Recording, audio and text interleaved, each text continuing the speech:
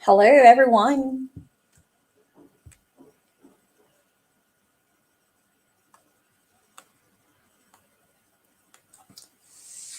Hello, everyone. Good evening. How many viewers do we have today? We have 10 viewers. How many more? Okay, good evening, everyone. Welcome to our Institution of Global Professional free webinar. Thank you all for joining and stay with us till the end. To my lovely audience, today I am your host for the evening, Michelle Tiwan from the Philippines. Ladies and gentlemen, I am proud to be associated with IGP as a global member. I feel honored and privileged to host this webinar. It's my delight to welcome you all to our Institution of Global Professional free webinar. Thank you all for joining us today in this marvelous evening, and it's my humble request and pleasure to all of you to stay with us till the end. For I am sure you will all have many takeaways and payoffs from this webinar. Each time you can like and comment in our webinar. Don't forget to tag, share, and mention your friends in the comment box. So let's watch together and learn together. We believe that power is gained by sharing knowledge, not hoarding them. Once again, I'm Michelle Tuan, a core volunteer of IGP from the Philippines. I have been an ESL teacher in the Philippines for more than 10 years, but I'm thinking that maybe I have to step out from my comfort zone. That's why I tried my luck in 2019, and here I am now in Vietnam as an ESL teacher. Staying here is really great because you're going to learn a lot of things and culture. So for everyone who wants to teach in Vietnam, you are welcome to come here. Well, I hope that uh, the border is already open for everyone. Well, that's all. And now every day, some new participant joined with us, so I have to give a little concept about IGP. Institution of Global Professionals serves student and community resource, providing holistic social work and education to create a proficient generation. IGP is leading an online skill development institute with thousands of learners worldwide. We make it get at able to use for every knowledge seeker to originate personality, be more ambitious, be confident to face any circumstance, and develop own skills. We are entrusted with international recognition. Now, before starting our program, let me tell you all about Institute of Global Professionals is an education institution to provide social work that is globally recognized. We believe that it's not effective to increase one's skills just by acquiring formal education. So we provide effective training and consultation to generate proficient generation all over the world. We organize our webinar, training, offline and online courses by best and trained speakers, coaches from all the world to create a best learning platform for all of you. Our mission is to empower people and to enhance skills. We have already completed 198 webinars successfully. Imagine that, 198 webinars. We expect that you all are getting a little bit benefited in personal and professional life, and we wish that you all are remaining with us in this long journey. Let me remind you again, don't forget to share, tag, comment, and mention your friends in the comment box because your attachment encourage us to do better and best service to our lovely audience. Our mission is to empower our youth to stay with us by your support. I am cordially welcoming you all. Today, we are presenting the webinar 199 on communication skills in teaching and learning process with speakers Dang T. Tu Huang, Mohamed Zuber, and Rainiel Lampu. Now it's time to start our program. Are you ready, everyone? Let's enjoy and learn from these speakers. Ms. Rania, our first speaker, is Rania Lampu from Greece. Rania Lampu is a global educator, a STEM instructor, and an ICT teacher trainer in Greece. She has a postgraduate degree in language teaching related to cognitive neurosciences, and she is also passionate researcher on cognitive neurosciences and neuroeducation. Currently, she is a STEM instructor at the Greek Astronomy and Space Company, and she is also working at the Greek Ministry of Education. At the Directorate of Educational Technology and Innovation, where she writes STEM projects for Greek schools. She has been awarded many national and international prizes, so far 95, and she is a Global Teacher Award 2020 winner and a Global Teacher Prize finalist in 2019. Recently, she has been selected as Global Icon 2020, featured in Passion Vista magazine, among the top 10 women entrepreneurs featured in Fortune and among the 100 most successful women in business, featured in an Amazon book by Global Trade Chamber. She promotes STEM vision by introducing STEM as astronomy and physics projects and combines STEM with language teaching. She is the founder and international coordinator of many innovative international projects that focus on the United Nations Sustainable Development Goals described in the 2030 Agenda. She is also an author of scientific books for kids. Furthermore, she is a social activist, a global peace ambassador, a senior advisor of United Nations Peacekeepers Federal Council, and ambassador of the Economical Delphic Union. She is also a member of the Education Committee of the Ecumenical Delphic Union in collaboration with Harvard University. She has received many humanitarian and peace awards from international humanitarian organizations. She is a Global Council member of Chartered Institute of Leadership, Education, and Development, country chair of G100, advisory board member of Asian African Chamber of Commerce and Industry, president of for Greece of International Internship University, International Arts Act, Access to Human Rights International, Ladies of All Nations International, Lead Philippines of Word Voice International. EduWorld Voice, Academic Development for Global Leadership in Education, and Igniting Dreams of Young Minds Foundation and member of the International Institute of Influencers.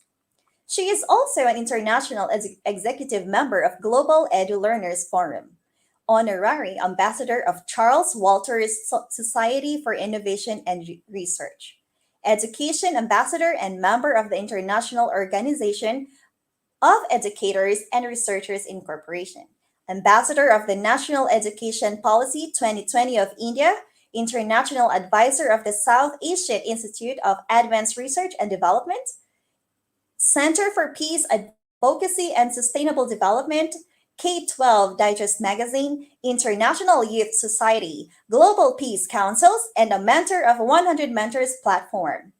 Moreover, she is an executive director of education of Forum plus 36 Peace and Unity, and international ambassador of volunteerism and education of the Greek Academy of Volunteerism and Education Help Hellas.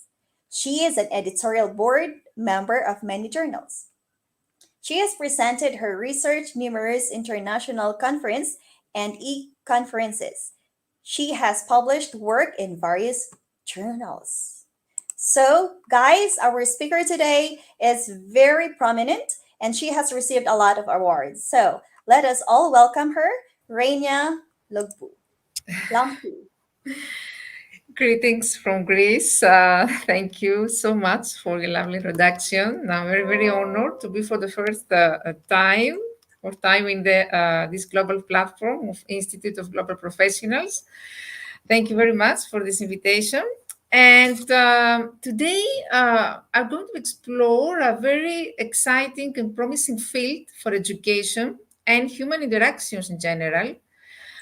This topic is even more important because we are in the era of technology and social media when our online lives are damaging our social skills.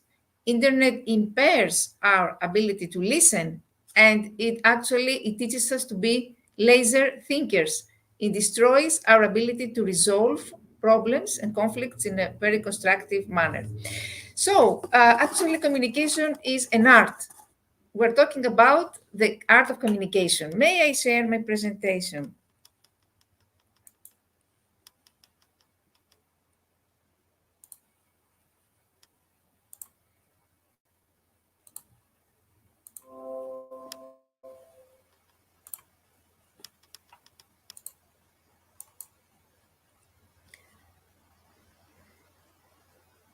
Is my presentation now visible?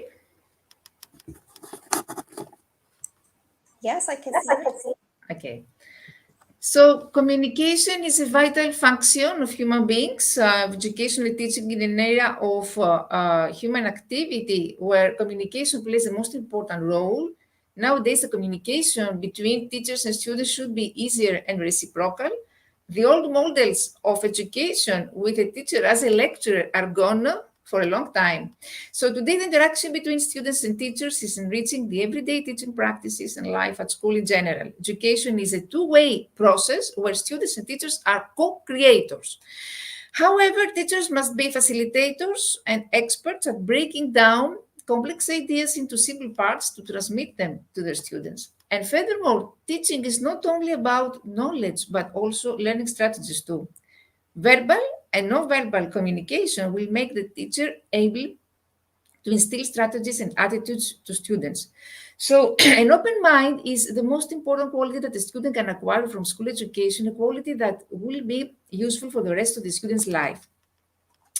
And let's not forget that the teacher needs to effectively communicate also with colleagues and parents. Collaborating and exchanging ideas with other teachers is very important for the promotion of the constructive educational climate at school. Communicating with parents is another important process that promotes education, since school and family should collaborating for the benefit of children. So communication is actually an art. An art of teaching is based mostly on skillful communication. Teachers should keep students interested and excited throughout the teaching process. And the art of communication in the classroom comprises also the art of active listening and the art of conversation. So communication is very important at all levels of education.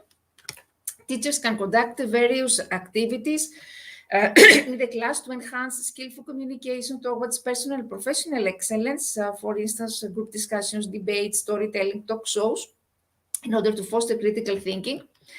And here you can see that you can have brilliant ideas, but if you can't get them across, your ideas won't get you anywhere. So what are the famous C's of effective communication? First of all, completeness. The message should be whole. Do not leave your audience hanging. Concreteness. Detailed message brings clarity to communication. Concreteness. Grammatical mistakes should always be avoided. Courtesy. This shows that you have a sincere attitude. It is not merely politeness. And clarity, because clear language is characterized by explicitness, small sentences, and entire words. And consideration, because the speaker considers the target group, he wants to relay the message. It's essential to relay to the real audience for effective communication. And there we have to get into consideration factors such as level, age, interest of the audience. Conciseness, it's important to give a lot of information clearly in a few words. The message should be brief but comprehensive.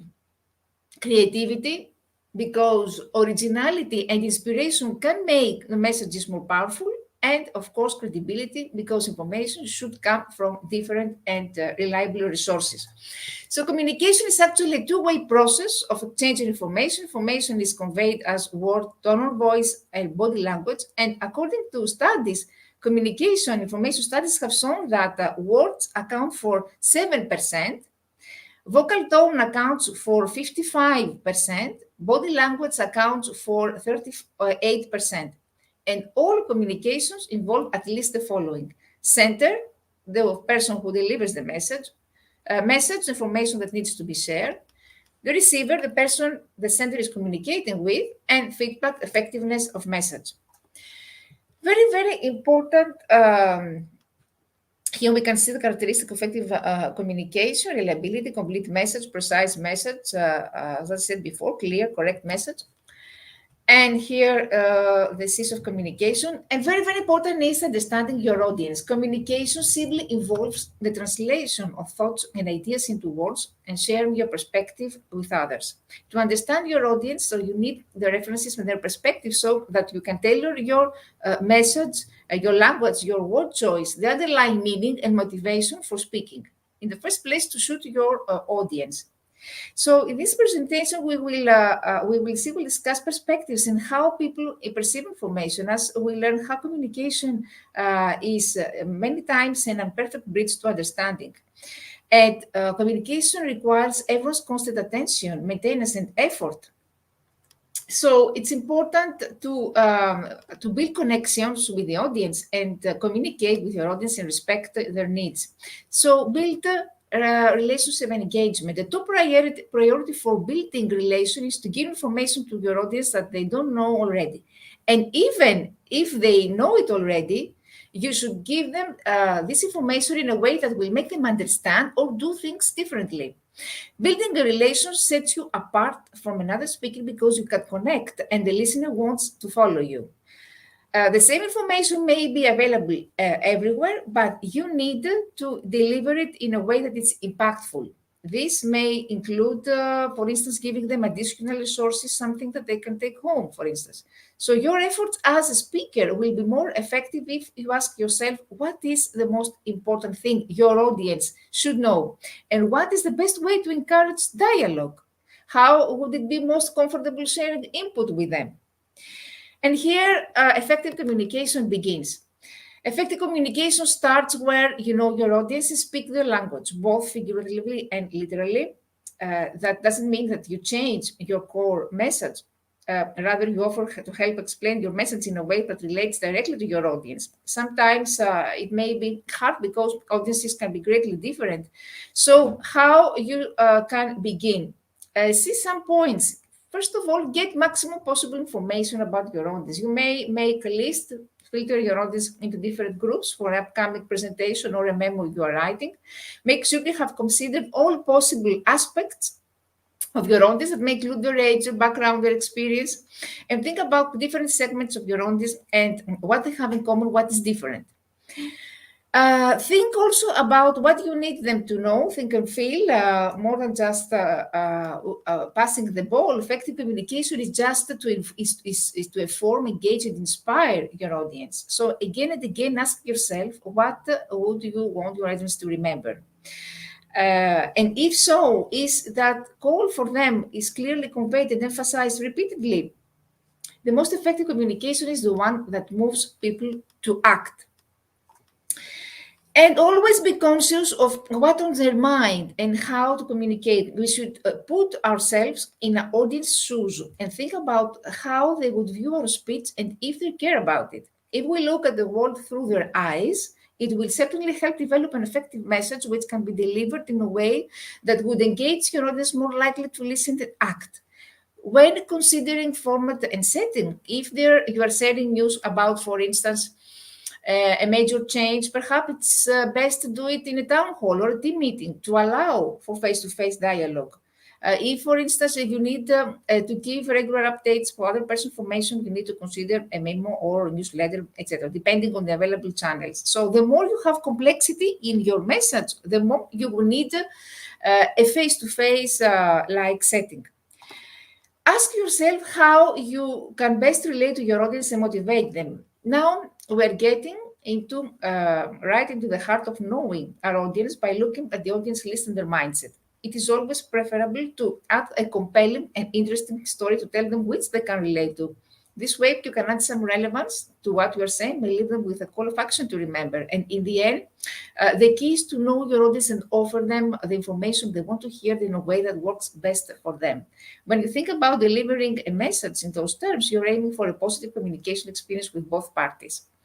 Very important, deal with a question and answer session gracefully. In any session, the most important part has always been this session because listeners will always have enough questions and seek clarifications to any topic. It is the responsibility of the speaker to clarify appropriate ones considering the time allotted. And if you keep talking for long hours, it will leave your audience in boredom, even though the topics may be of their interest. So without the active involvement of the audience, you're likely to lose the bonding. Analysis audience involves identifying who are the audience, who are members, and then adapt the content of the speech to suit their interest, understanding, attitude, and belief. Speaker's effectiveness will certainly improve if the speech is created and delivered, keeping the interest of the audience in mind. And through identification of the audience, many times it's difficult, though identification is difficult, audience adaptation then relies heavily on the creativity or use of imagination. According to a recent survey of over 150 individuals, it was noted that 87% accepted that understanding the audience plays a key role in communication and written communication, because communication, as we know, it's not just about speaking, but written also. So conflict management. Conflict management involves steps undertaken to prevent the conflict at the right time and also helps to resolve it in a very effective and smooth manner. No conflict just starts on its own. There has to be an event or an incident to trigger it. And through the conflict management process, one actually finds out the likely events that may have started the conflict and then tries the level best to manage them. When you find yourself in a conflict situation, you may have some ways, three ways, avoid and hope it goes away, or manage it poorly, or handle it well. Most of us do not always know how to handle conflict well. By handling it well means handling conflict in a producive, assertive, and respectful way. So confronting conflict, in order to do that, we need to analyze the symptoms, the types and causes of conflict, whether whole, personal, structural, environmental, understand how temperaments affect conflicts and what you can do. Acknowledge when conflict occurs, understand how it escalates, and learn how to reduce conflict by changing behavior, attitudes, and perceptions. And practice developing considerate means of confrontation by seizing all the moments, strengthening empathy, and much more. Conversation between teachers and students is an important part of the life of a class. It's especially important during the first days of the school year, when the ice needs to break. The conversation should be spontaneous, easy, and should take place in an atmosphere of openness and trust. A good conversation flows and includes responses and phrases that motivate people to continue speaking. There are phrases that prove that speakers are interested in what their partners say.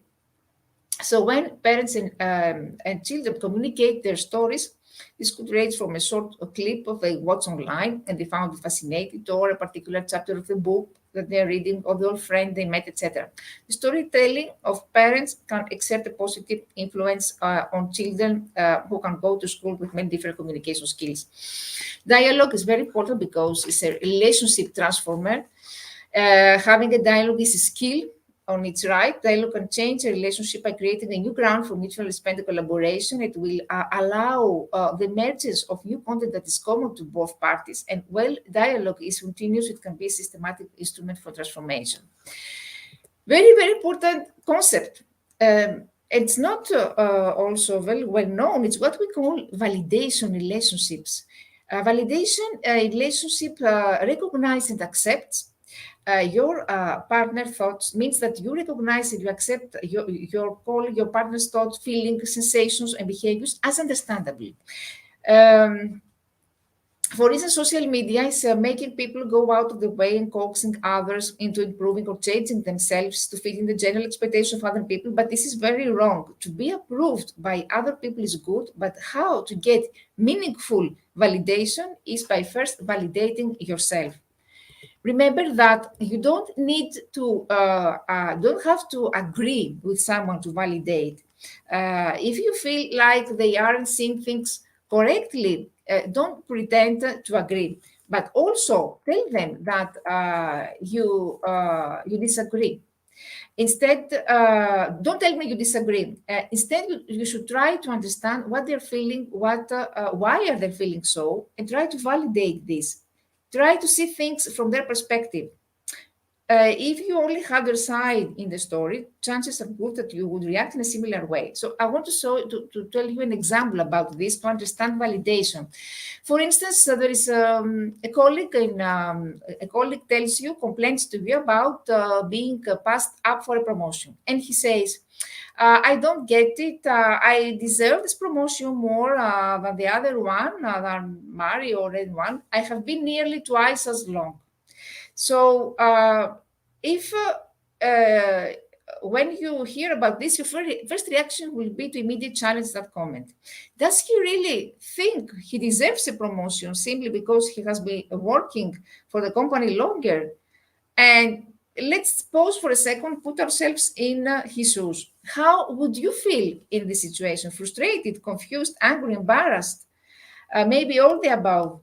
So even though you may not think that this person deserves a promotion, you can at least understand why he would feel like he does.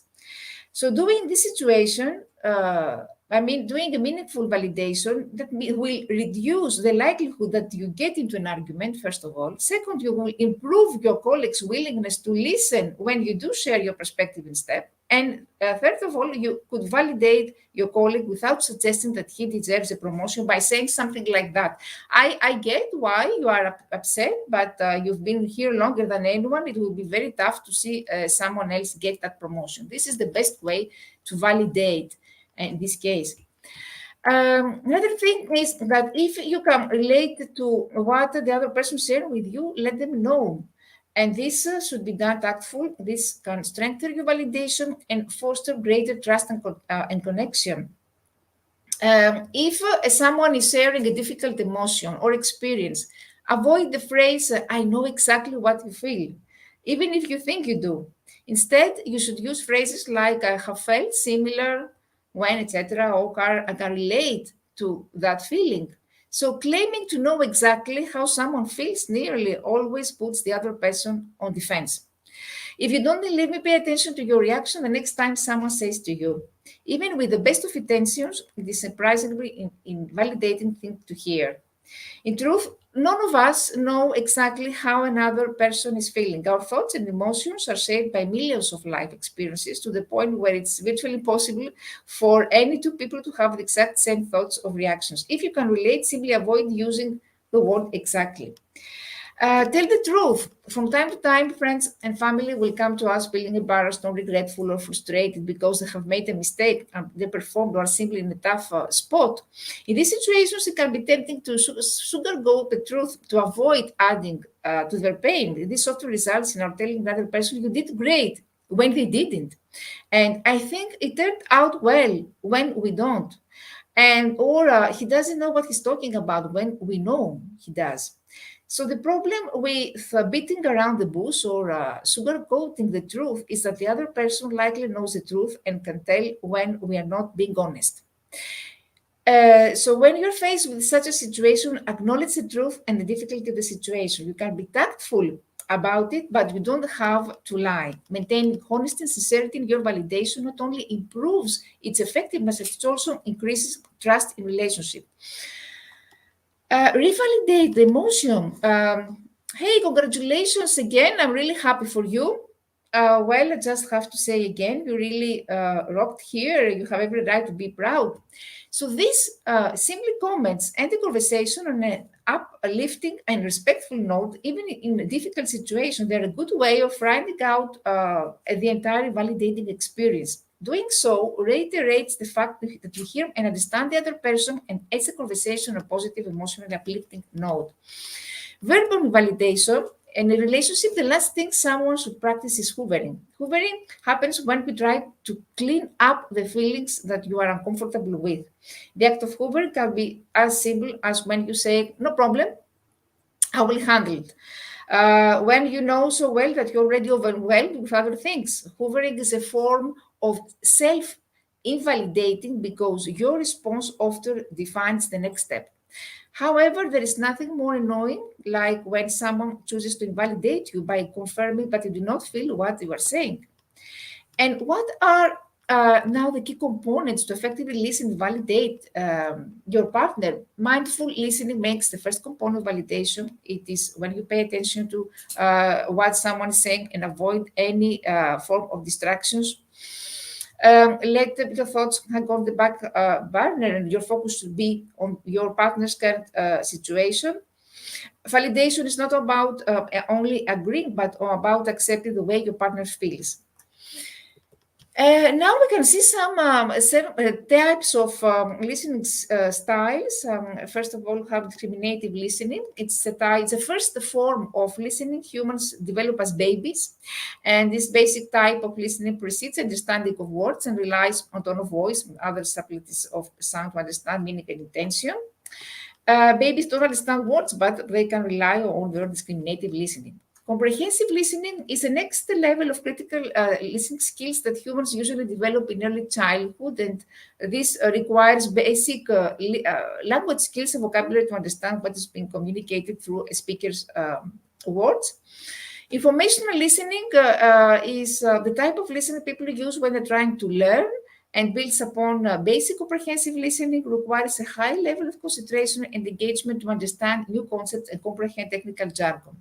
Critical listening is a style of listening people use when they're trying to analyze and judge complex information that is being communicated to them.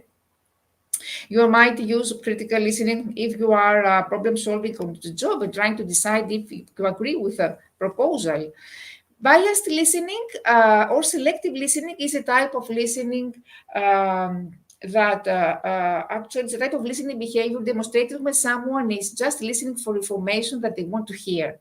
And that means that this is different from critical listening. Why? Because here is listening is not honestly evaluating the validity of the speaker's opinions, but rather is looking to confirm previously held biases.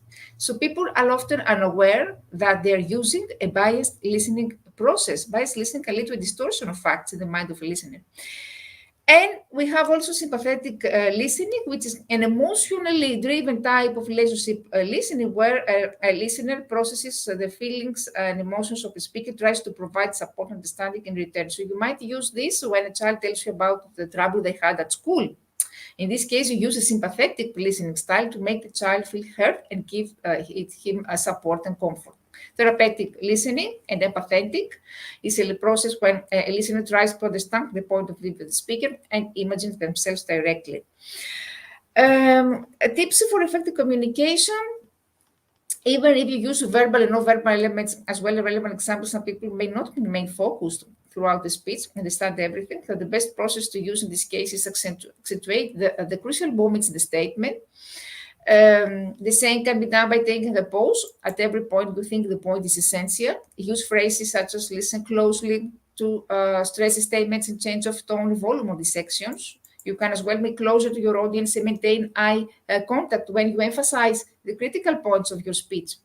Avoid judgmental statements. Do not frown. Customize your discussion. Ask more specific questions. Do not create controversial discussion. The use of vague language or colloquial language makes the other person uncomfortable. So use clear language. Master the time. You need to be to effectively communicate. You need to be an excellent timer. Be honest. A proactive approach versus reactive. Proactive approach focuses on eliminating problems before they appear, and the reactive approach is based on responding to events after they have happened. Be straightforward, pausing, paraphrasing, and probing, or a good question asking serves to clarify and extends the conversation. And what could be the benefits of understanding styles of communication to influence people? This is an advantage that can turn a teacher into a leader. As a leader, you are free to use any style, but it should be respectful, reasonable, and beneficial to both yourself and your team. So learning about different communication styles enables you to be a good leader, but also a good teacher. So specific phrase and words to influence people is and enables reader to get the urge to engage further, because it's another word to provide further explanation of what the given information is all about. You, it's more effective than the use of I. The word guarantee inspires trust in the quality of products or services, for instance, and which means this is also crucial to influence people. It changes how they perceive specific thoughts and beliefs. And when a very important chapter in communication is what we call nonverbal communication, body language. So a message can be presented mostly in three formats: written, oral, or nonverbal.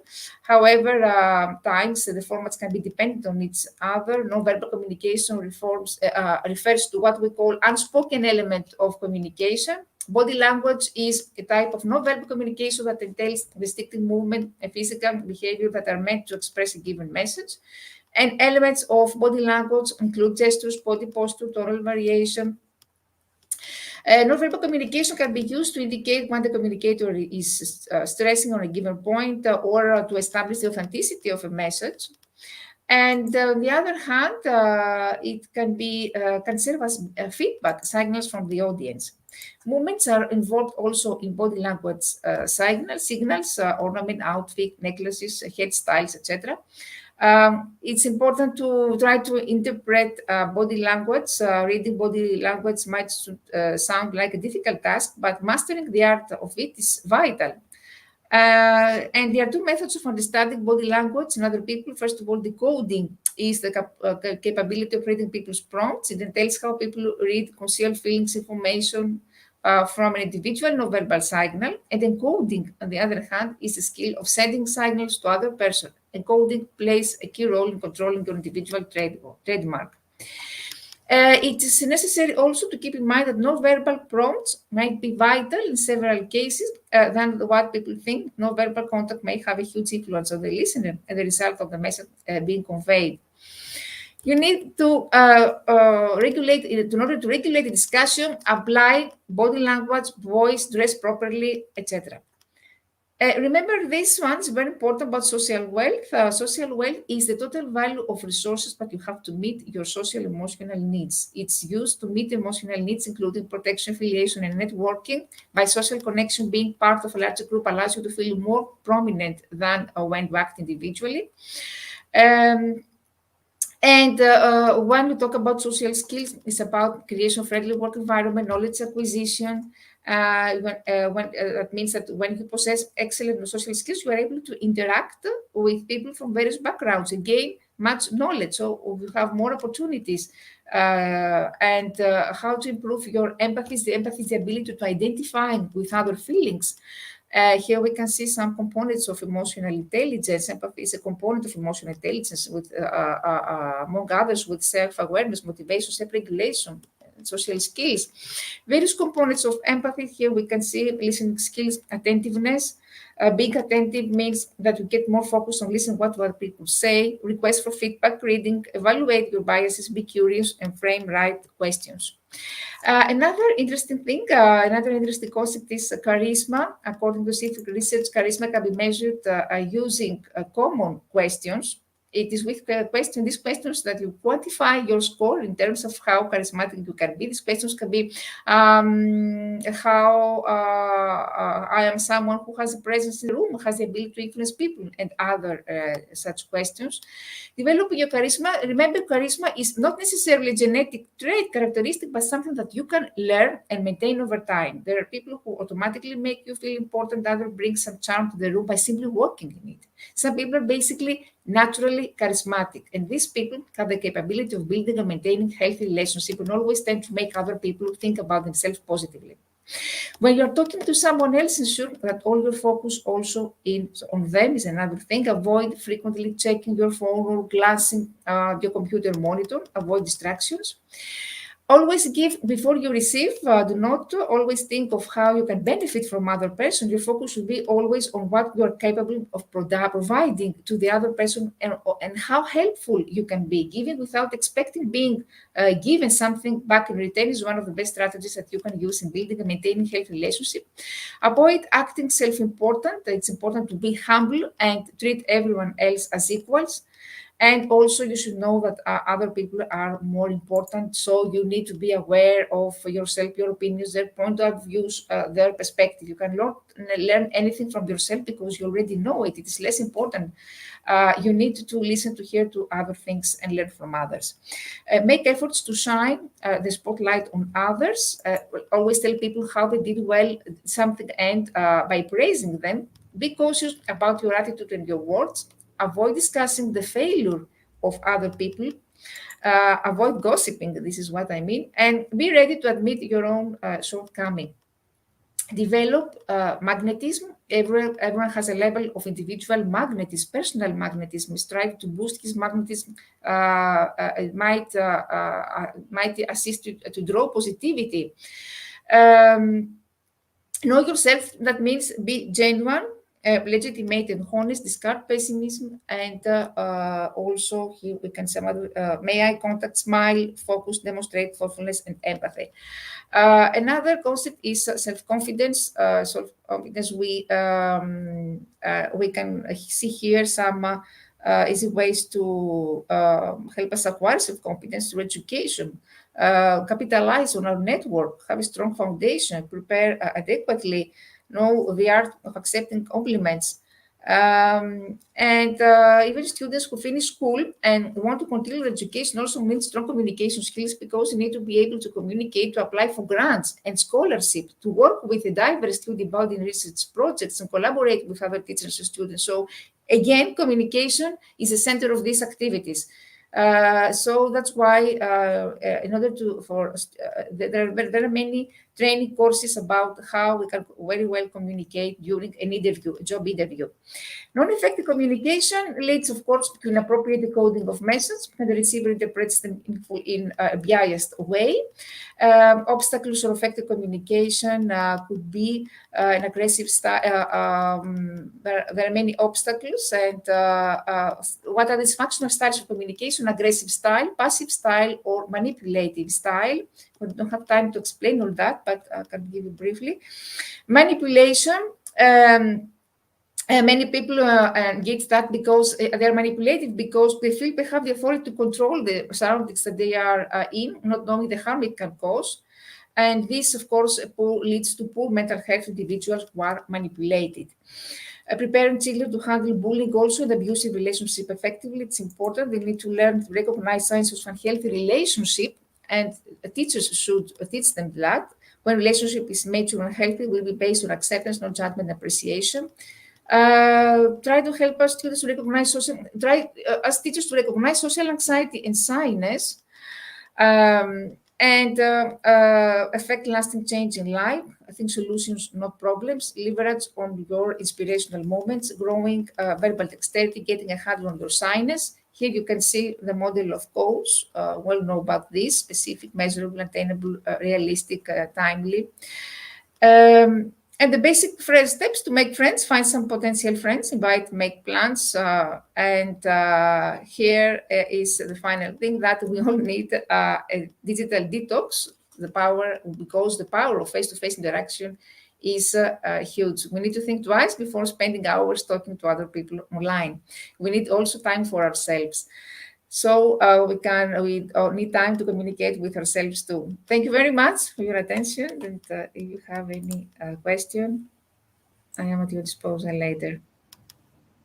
Wow, that is such an awesome presentation. Thank you very much, Miss Raina. I've learned a lot.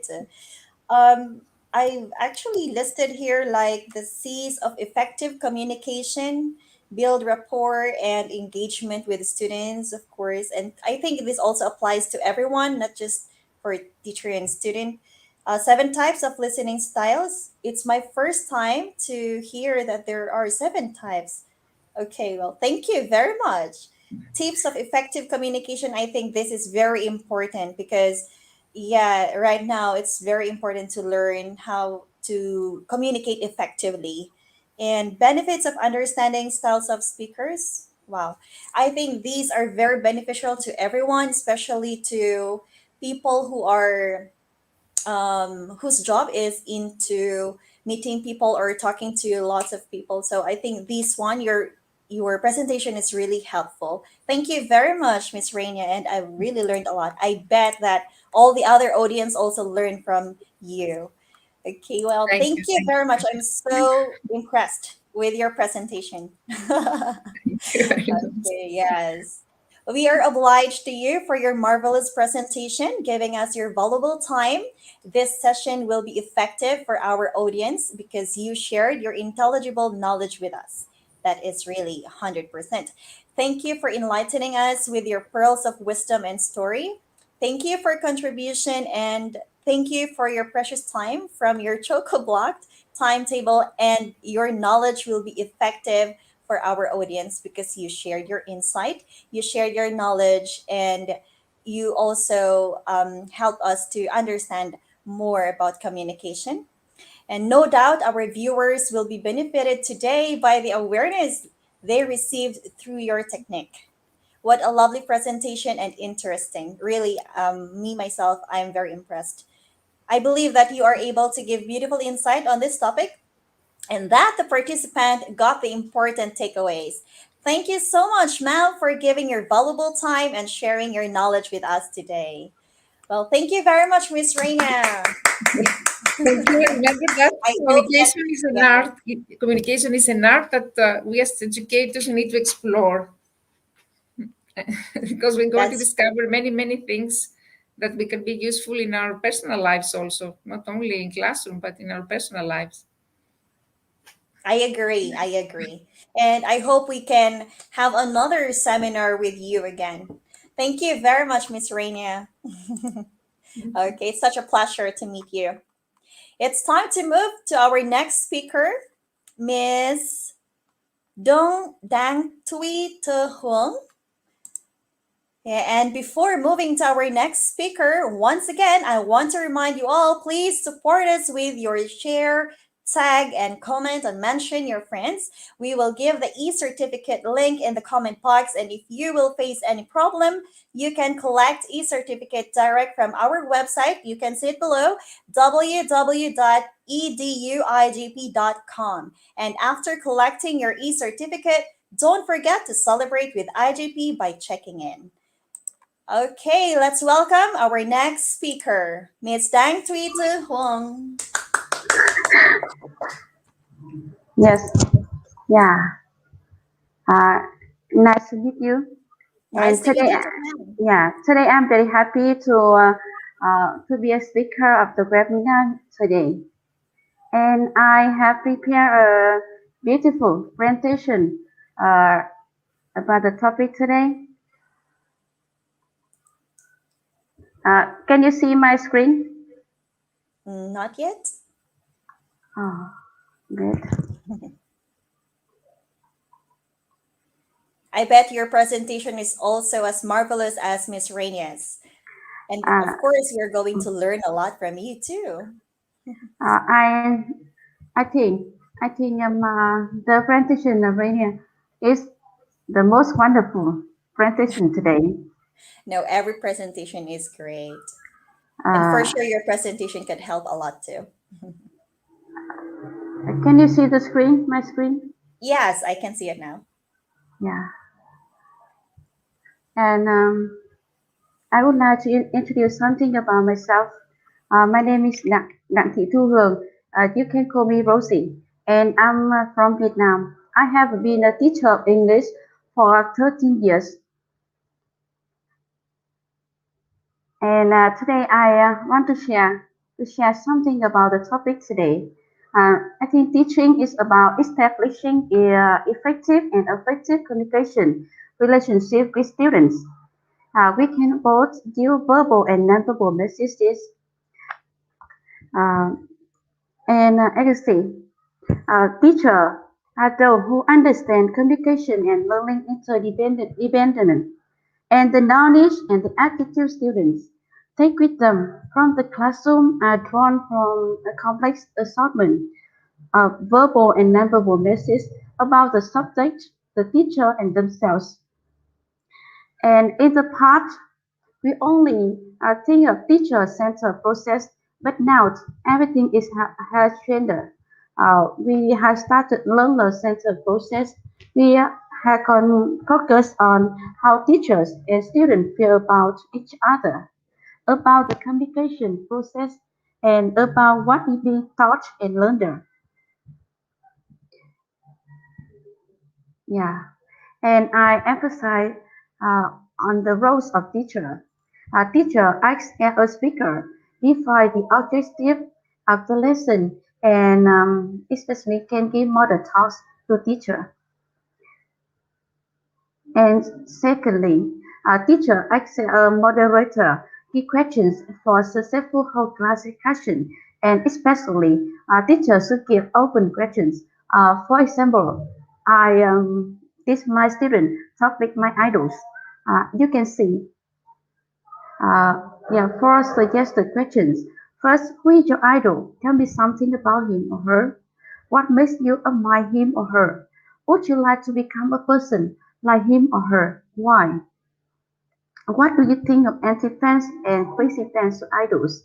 I think open questions often make a student to think better, and maybe they can communicate better. The third role of teacher is teacher acts as a manager. A teacher had to organize various activities to develop students' interpersonal communication and cooperation skills.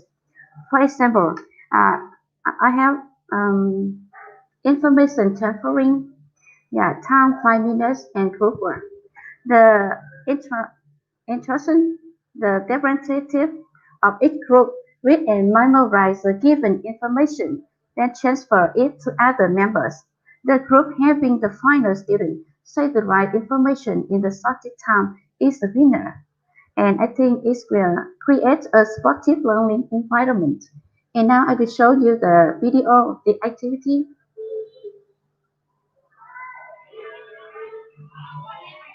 Yeah,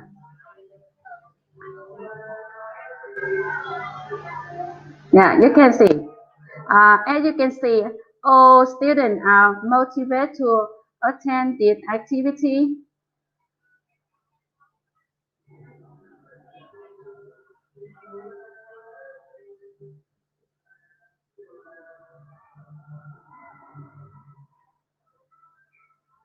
And in classroom, the participation of students is the most important thing. You can see student to teacher interaction, student to student interaction, and I really want to motivate student to student interaction in the classroom. And now the video of my class. Yeah, my class they are working in group to discuss the topic.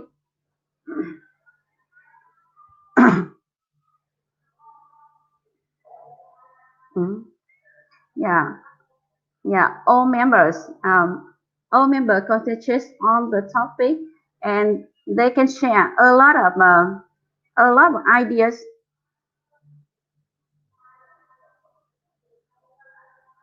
Uh, and I think after student enjoy student interaction, they can realize the benefits of interactive activities in the class, and certainly they will become active participants. And now I will show you, a video of active participants. Yeah.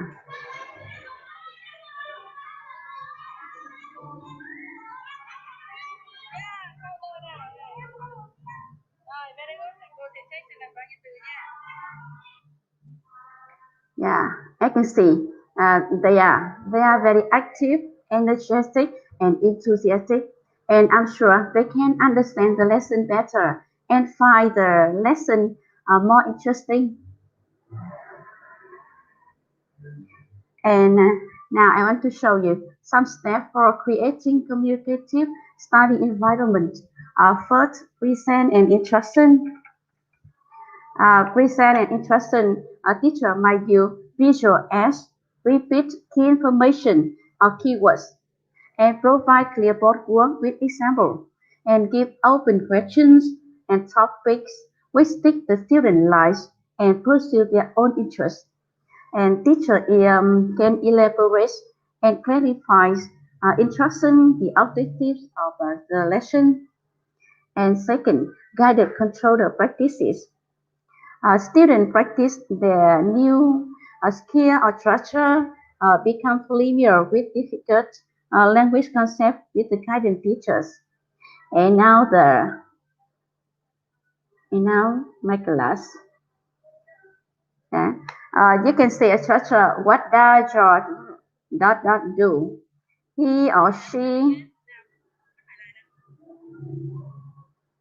Yeah.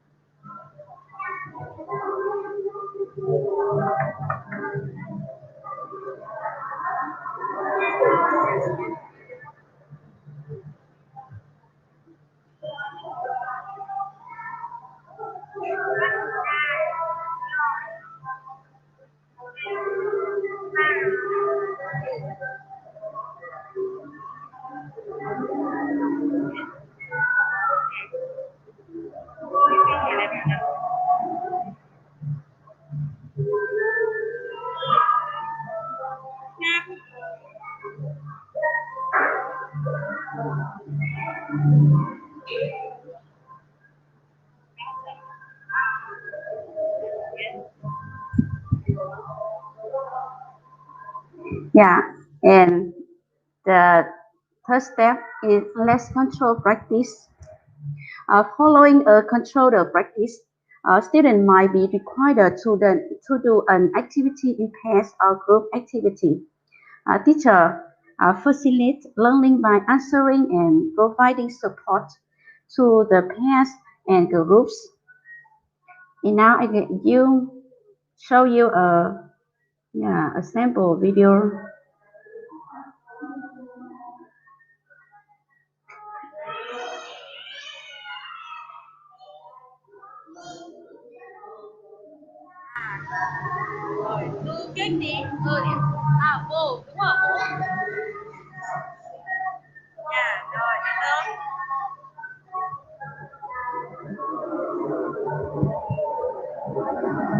And the last is independent practice, interviews and presentation. Uh, Um, at this step, students have been given independent activities and are ready to show their understanding and their performance. And teacher will allow students to practice the production and by suggesting ways to engage learners production. And now I want to concentrate on student presentation. uh, where students can give a presentation, they have ability to speak, to present clear, organize the idea, and prepare notes and ideas, monitoring language output, organizing information, and especially they can control anxiety and develop independence. Yeah. And now is my student.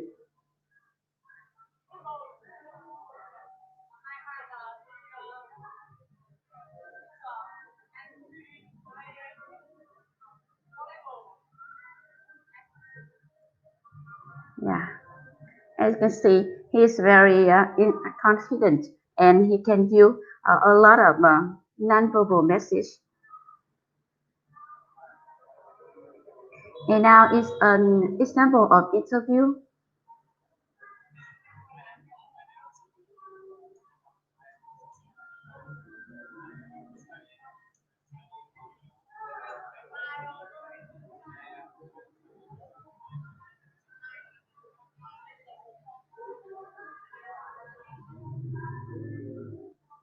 Yes. And sometimes you can ask a student to make some video to introduce something is related to the lesson. And now my student will introduce. Yeah.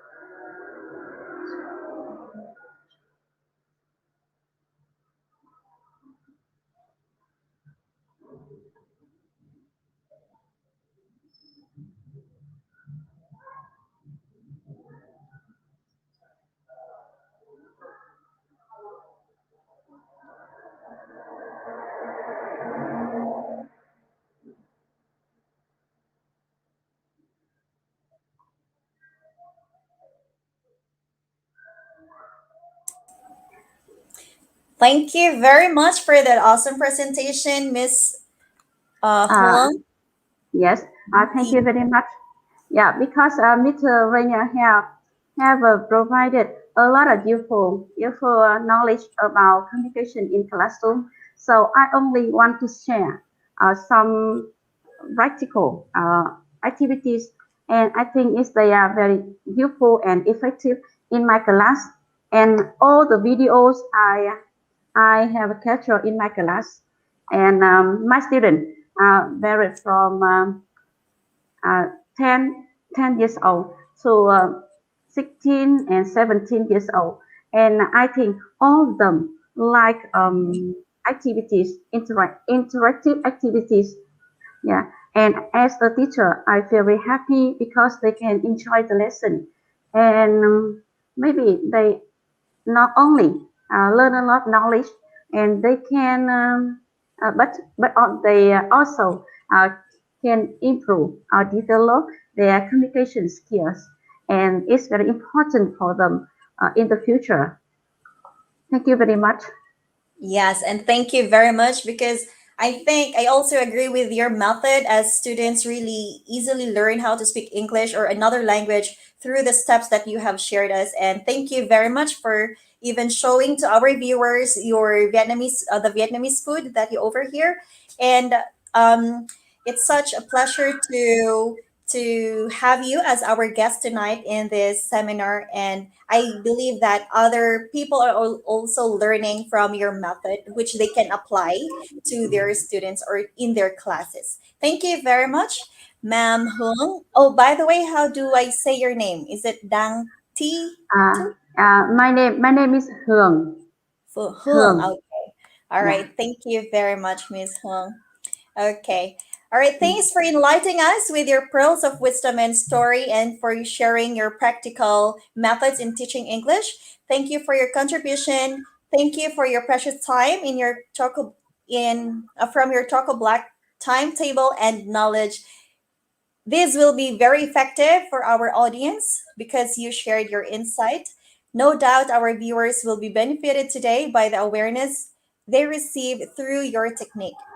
What a lovely, super presentation. Thank you very much, ma'am. And thank you very much for spending time with us. Yes, it's my And pleasure. yes, thank you. Before moving to our next speaker, once again, I want to remind you all please support us with your share, tag, comment, and mention your friends. We will give the e certificate link in the comment box. And if you will face any problem, you can collect e certificate direct from our website www.eduigp.com. And after collecting your e certificate, don't forget to celebrate with IGP by checking in. Thank you. And finally, we're going to move on to the third speaker and let us welcome. So, before we welcome him, let me introduce something about Mohamed Zubair. He is an assistant professor of special education learning disability in the Department of T and NFE, Jamia Malia Islamia, New Delhi. He is the registered professional in RCI, a versatile, dedicated, and professionally competent special educator with a master's in special education, learning disabilities, and certified practitioners from Rehabilitation Council of India.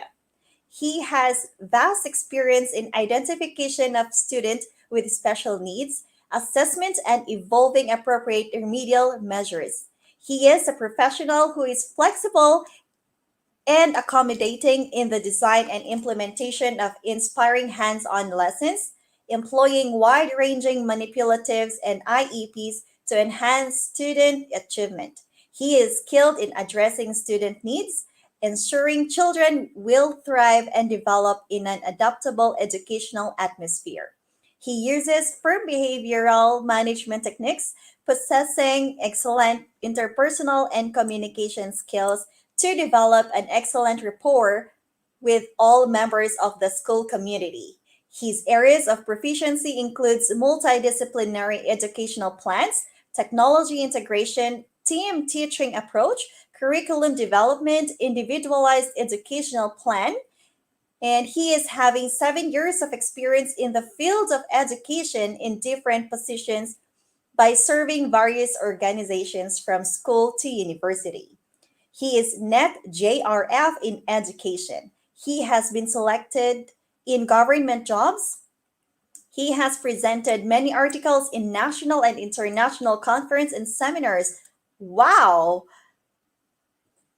And he has been awarded many national and international prizes by many organizations. He is also a member and in education he is a member and in the educational committees in many international organizations who are working in the speaker field of education. He has been participated in more than 35 international conferences as a keynote speaker, attended more than 150 seminars, workshops in service trainings, and webinars during his job period in different organizations. He has won many prizes in sports and curricular activities. That's so awesome. Paper teaching and working area, psychosocial issues related to students and parents, special education, stereotypic attitude and prejudices of society towards marginalized groups, and he has a lot of certificates, guys. So welcome, let's all welcome Mr. Mohamed Zubair. Hi, Thank you. Greetings from India. Hello. Hello, ma'am. How are you? I'm fine, thank you. And Gratitude you? from India, and it's honor to be here. And I would like to thank IGP and for providing me the opportunity to speak here. And it's my gratitude. Yeah, gratitude to all of you. So today's my topic is interactive classroom and meaningful communication. So how can we make our classroom so interactive, and how meaningful communication is important in teaching learning process. So I'm sharing my screen firstly.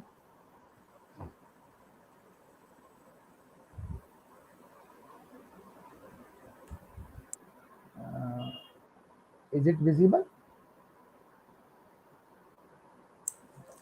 Not yet. Okay, we can see it now. Yeah, okay. Okay. Is it visible, ma'am? Yes. Okay. Yes. So today my topic is interactive classroom and meaningful communication. So as we all know, teacher plays a vital role in the life of students. So as a teacher, it's teacher is a mentor. Teacher is a you can say teacher is a professional who plays many duties in the teaching learning process. Teacher is a not only a mentor, he is also a guider. He is manager. He performs many duties at the school or university level. So teacher can mold their students according to their needs, individual interest, aptitude, because every student have their own aptitude, interest, and you can say skills. So due to the different needs, we have to deal in different manner to every student in the class. So interactive classroom, when we are interacting with our students. We are providing them the opportunity to share their views, to share their views in front of others, so they can learn a lot. And by as a teacher, we are providing them the environment. So teachers make their own goals, and he tries to achieve those goals. And teacher is a role model for our students, because during the pandemic we all face too much problems. And as a teacher plays a role as a mentor as well in the class, and every child is unique in the class, and every child gets unique instructions by specially trained teachers or professionals. And we want to enhance the skills, the potential of our students beyond their limitations, and up to their maximum potential. So what is effective communication in the class? So in groups, I like to come up with a definition of communication. So the exchange of information, ideas, or feelings is the communication. And something communicated, such as message, or communication means traveling or sending messages. And we can share our message in the oral form, in the written form, or by our gestures. And so what is effective communication? If I am telling something to a child or a kid, so sensation is going on because this other person is listening. But the important thing is that if the perception is going on or not, if he is not able to perceive the information, that is the meaningless communication. So in between the sender and receiver, the perception play a vital role. After the sensation, perception is important thing, because he can interpret, or he can give the meaning to the message what he listen, he can understand. So potential influences regarding good communication in the classroom is the body language, or the non-verbal communication, how a person reacts by their gestures or actions. Language, because language must be clear, and their phonetic languages, syntaxes, grammar, and correct speech is important in language. And the clarity is also play a vital role. And existing knowledge is also play a vital role in communication. Before speaking with things, what we have to speak. So assumptions, context, and attitudes. What is the attitude of our kids? What is the attitude of our teachers? And sometimes positive stress sometimes play a vital role. Stress, distress, and eustress. So eustress is a positive stress. So when we use positive stress, so we perform well. So clarity play a vital role, because we learn language by uh, the environment. Because mother tongue we learn, mother tongue is acquisition will be taken place of mother tongue, we learn it by by own. So culture and society play a vital role in the communication skills. And there are listening, speaking, reading, writing, four skills are there. So as a teacher, it's our duty to make our students very good in all those skills, in the listening, in the speaking, in the reading, or in the writing. So what are the important points to improve communication skills?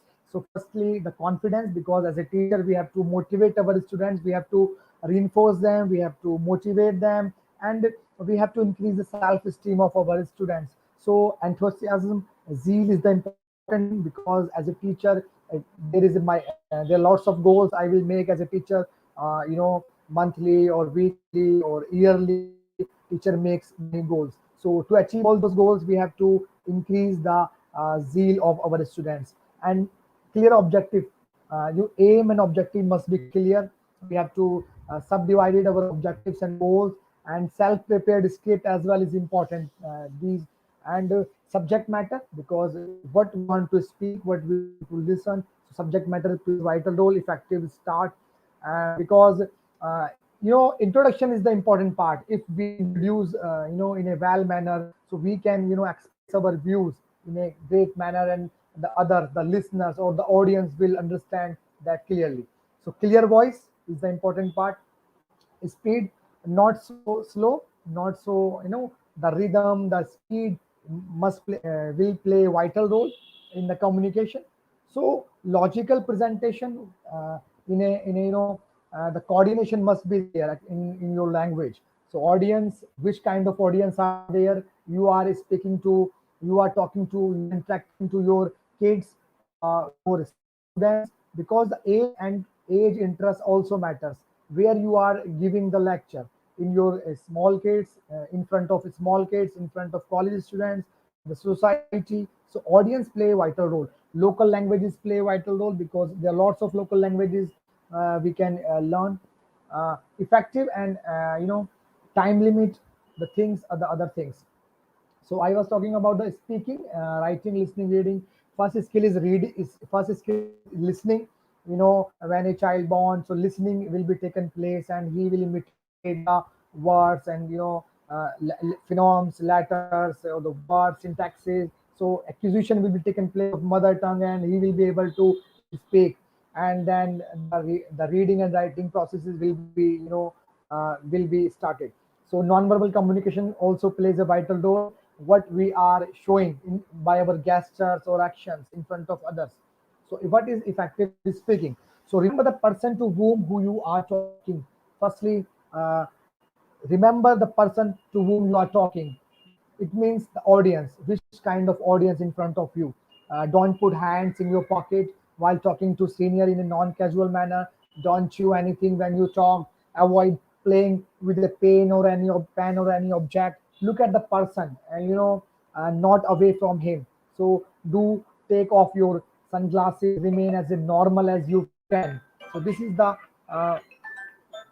and now the public speaking presentation also play a vital role in the communication, in the meaningful communication, because the way of presentation, it means your gestures, your rhythm, your tone, your speed, everything will matter.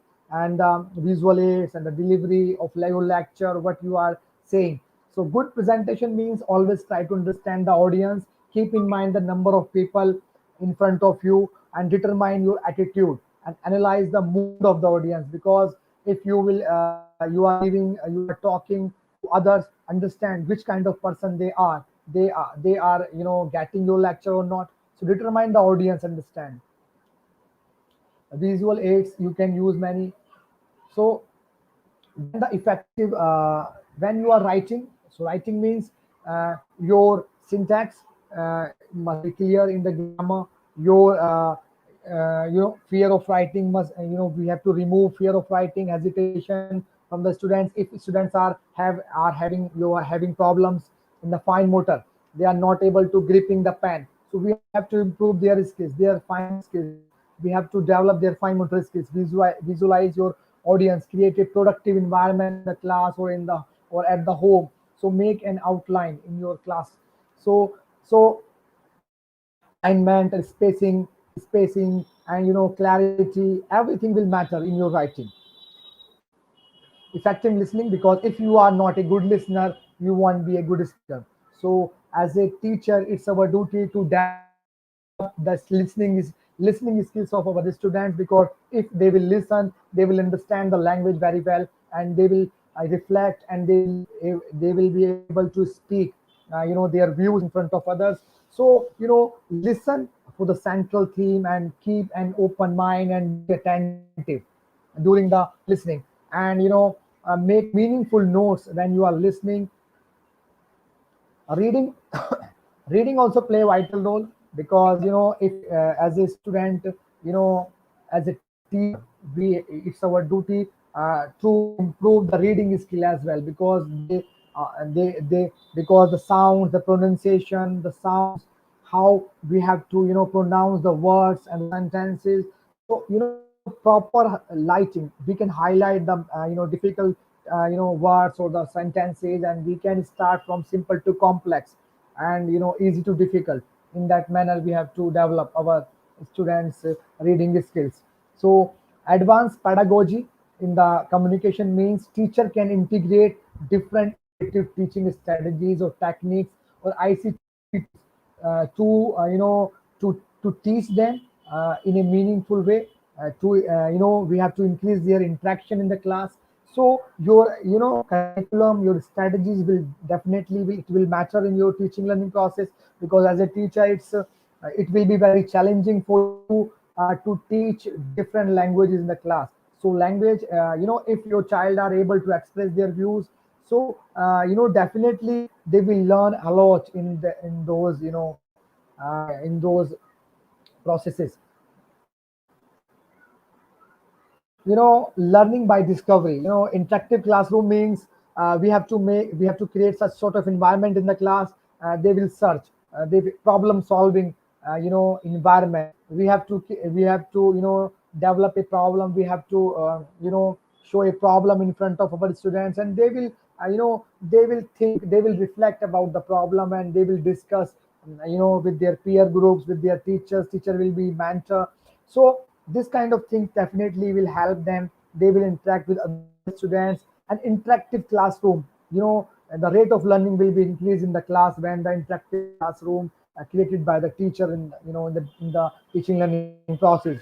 Activity based learning, hands-on training is the important part. It plays a vital role in the teaching learning process. When you are providing hands-on training to your students, so it is multisensory approach. They are listening, they are watching, or they are performing, or they are they in the tactile mode, they are touching the thing, they are you know in this manner they learn a lot. So learn by doing play vital role. Individualized learning means, because every individual is different, so need-based education is important for them. So assess their abilities and capabilities and their limitations, and we have to make IPs, individualized education plan, according to their needs and caliber and the limitations. So we have to consider all those things. So learning by increased communication, you know we can increase the communication level with our students in the class, because when we increase the communication, we have to increase the collaboration. We are talking about the collaborative learning. So peer tutoring, team teaching, collaborative learning will play a vital role, because they are interacting with other students and they are working groups. So in groups they will learn a lot, they will express their views. So tutor guided learning, a teacher is a mentor, he's a guider, he play a vital role. He is a students are following him. So these are the things we can use. So before the teaching in the class, so as a teacher, it's our duty which kind of students in our class are present, and uh, what the problems they are facing. Pre-active stage, planning and the designing of lesson according to their needs. And then interactive stage, implementation and execution of plan, learning experience. And before after assessing, I will make lesson plan and then implement. The interactive stage, the second stage, I will implement, I will execute my lesson plan in my class. And post active stage, I will evaluate which how I achieved my goal, or whatever I have what was my desired goals, I have achieved or not. So way of encourage students voice. you know as a teacher, you can communicate in many ways. You can encourage your students. If your students are performing well, you can praise them, you can reinforce them. If they are writing, or they are reading, or they are in psychomotor, they are performing psychomotor activities in drama, in art, in poetry, in sports. So you can motivate them, you can encourage them, so definitely it will increase their increase their communication skills. So make it personally relevant for every individual in the class. Give more discussion time to them, because if you will provide them discussion time, they will discuss, they will consider, they will reflect on many topics. They will critically analyze the topics, and they will definitely they will develop their ideas. So these are the things you can use in gesture, in the body languages. You can do many things. You can appreciate your kids in the class. You can encourage debate. You can engage in different forms. So leadership quality will be developed in your students, because engagement plays a vital role in the classroom. Because if you are a teacher, you know if teaching learning process is a teacher centered, it will not work. So it should be child centered. So students also would take active part in your teaching learning process. So students' engagement is frequently used to depict students' willingness to participate in routine school activities or in any teaching learning process. Maybe it may be academic or non-academic. So importance of students engagement means active participation of your students in the classroom activities, in academic, in non-academic class, recognize the different goals, approaches, and we are able to get feedback because before the teaching, during the teaching, or the teaching, we have to assess what we have achieved. I have made many goals before the teaching, that I have achieved or not. So we have to assess our teaching learning process, or I have to diagnose, and then remedial teaching will be taken place if I will not be able to achieve my goals. So deep and transformation of learning will be taken place, and enhancing the working and learning capacity of learners as well. So how can you promote students engagement in the class?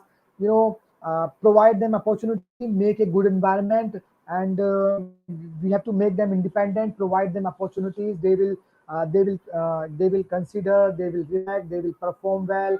Learning by doing plays a vital role. Activity based learning, hands-on training, learning relationships, collaborative learning, team teaching.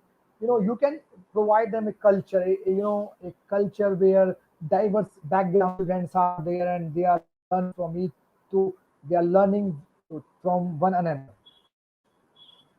So all students have equal voice and opportunity to contribute. Uh,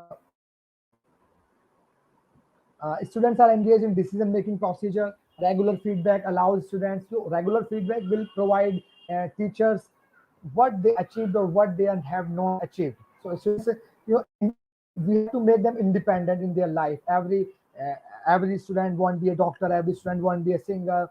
So according to their aptitude, the abilities, we have to reinforce them, we have to provide them opportunities. So students are able to identify and articulate the skills and aptitude they gain from the opportunities provided by the teachers in the teaching learning process.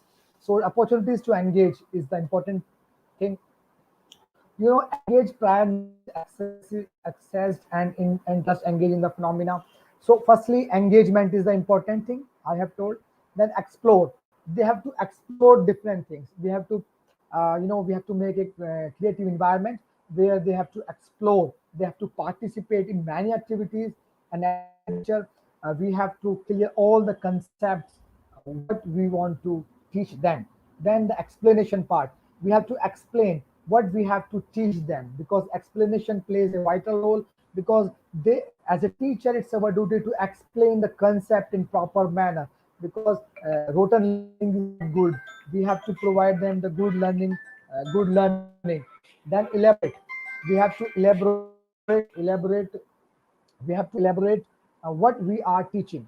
We have to understanding of the phenomena and its understanding of the procedures in the deepened knowledge. Then we have to teach them how to evaluate, how to how what we have learned in the phenomena.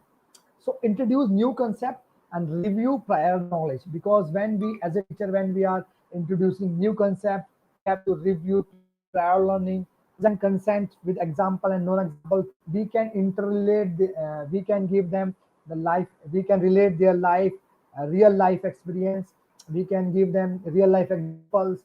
And student response play vital what they are intended to learn, intended concept, whether the learner has difficulty or they are learning well. So teacher's feedback is important. As a teacher, the feedback will be, give me an idea which kind of teaching I am doing, and which kind of problems I am facing, and which kind, I will decide which kind of teaching style or strategies or methods I will use in my teaching learning process. So, gradually release of responsibility. Firstly, focus on your lesson as a teacher, guided your instructions, guided your then productive group work, because in groups they will learn a lot, because they are not hesitating, they are sharing their ideas with their peer groups, and we are providing them independent learning. So understand the content, because as a teacher, if you have good knowledge, good command over the content, over the curriculum, so you can provide a good clarity on your to your students, and creating a supportive environment, because for teaching learning process, we have to make a good environment in our class, interactive environment, joyful environment, interaction, and the climate, the motivation level, many things we can do in our class. The sitting arrangement, the way of teaching, the way of method, many things, the teaching style. So maximize opportunities to learn. We have to maximize the opportunities. We have to provide them the opportunities for meaningful class, for interactive classroom, for meaningful communication. Because if you are saying something to your students and they are not learning, they are not getting, so that is not good for teacher, not for the education. So maximize opportunities to learn, manage time, and resources clear and consistent you have to be in your classes during the teaching learning process. So activating hard thinking, structuring, because you have to make good structure of your concepts. You have to be a good quality or how to explain, how to the question answering is the important part in the teaching learning process. We are interacting with our students, for activating, short, many things we can do, anticipatory set, we can short motivating activities, we can perform many activities in the class to achieve our learning goals in the class. We can do many inputs to achieve our output, because as a teacher we have to make many strategies, many practices, we have to follow many practices or in the trend which is going on according to the education psychology. We have to use all those things in our class to guide our students to develop their skills in the class. So expert teaching means challenge, because teaching is always a challenge, because diverse needy students are sitting in a single classroom, and as every individual is important for teacher, so we have to give full attention on every individual and we have to develop their skills. So explanation is the important part, and modeling play a vital role as a teacher when we apply modeling in the teaching learning process. So question answer is the important thing, and feedback play a vital role. So introduction is must be good in class to for interactive classroom also, because your introduction is good. Set a purpose, introduce the key concepts, topic, main ideas, central theme in front of your students, make the learning relevant. And the foundation, secondly, foundation, check on previous knowledge, because previous knowledge test is important, because if I am teaching multiplication in mathematics but they don't know about addition, so it is meaningless, because before teaching the multiplication and division I have to teach, I have to assess how they know uh, have they know addition or subtraction.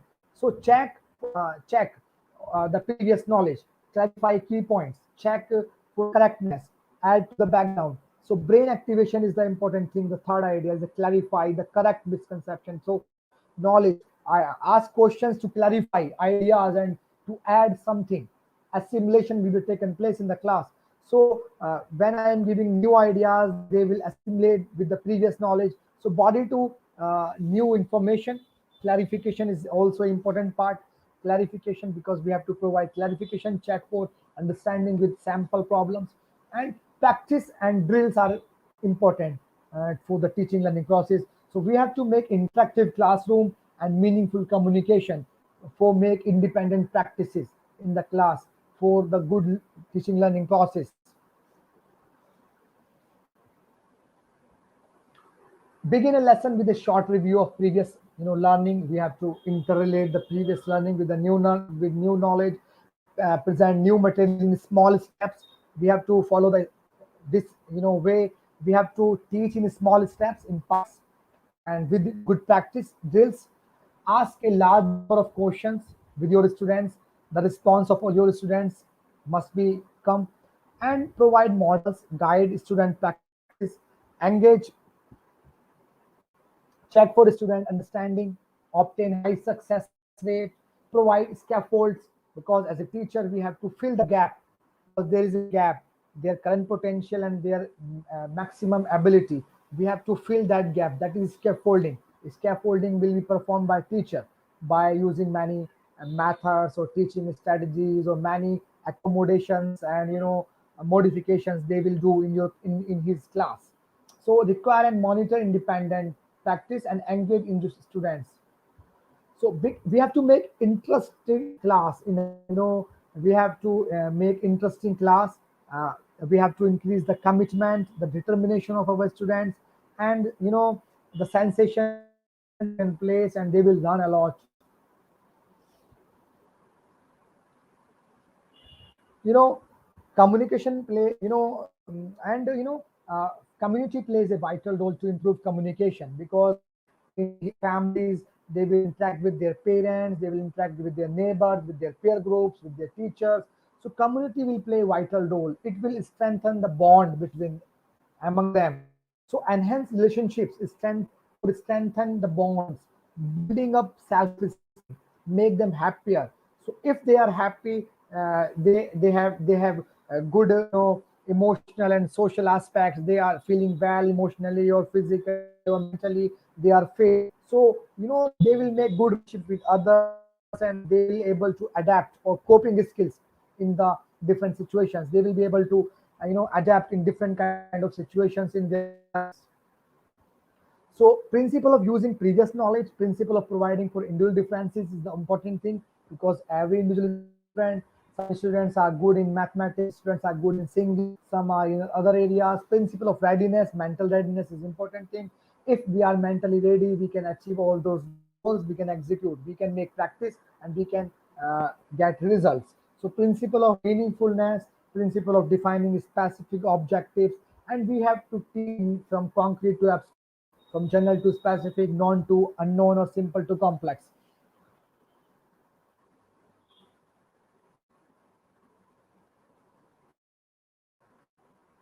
So as we are talking about the interactive classroom, so which kind of multisensory approach we can use for interactive classroom? So multisensory approach, the effective use of various senses for receiving information from various sources, is known as multisensory approach, because multidisciplinary approach and multisensory approach plays a vital role in the teaching learning process, because sensory means involves or delivered from the senses. Because if the sensation will be taken place, the perception will be taken place, and the learning will be taken place in the class. So we can increase the auditory learners. There are different kind of learning in the teaching learning process. Some students are auditory learners, some are visual learners, some are tactile learners, some are kinesthetic learners. So auditory learners, they learn reading by listening to someone present information orally. If as a teacher I am teaching and they are listening, and they are learning a lot, the auditory learners. So we can record our lessons in front of them, because if I am providing them the text, they are not able to learn, but I can record my lesson to them. We can use rhymes to help memorize. We can listen to recording of study materials while driving to work or school. We can read aloud and listen carefully, and paraphrase directions we can give to them. So these are the things we can do in our class. So interactive lectures, utilizing sound during the lectures. We can use beats, rhymes, songs. We can ask questions during class. So we provide verbal summary at the end of the each class, and allow students to engage in small groups and provide them the auditory content and think. Some students are visual learners in class. We have to make interactive classroom. Some students learn at very higher pace. They are visual learner. When they see, they understand well. So they learn by seeing words in printed form, or by using graphics and pictures, or you can say in the I can use ICT graphics, PPTs, pictures, real life visual aids.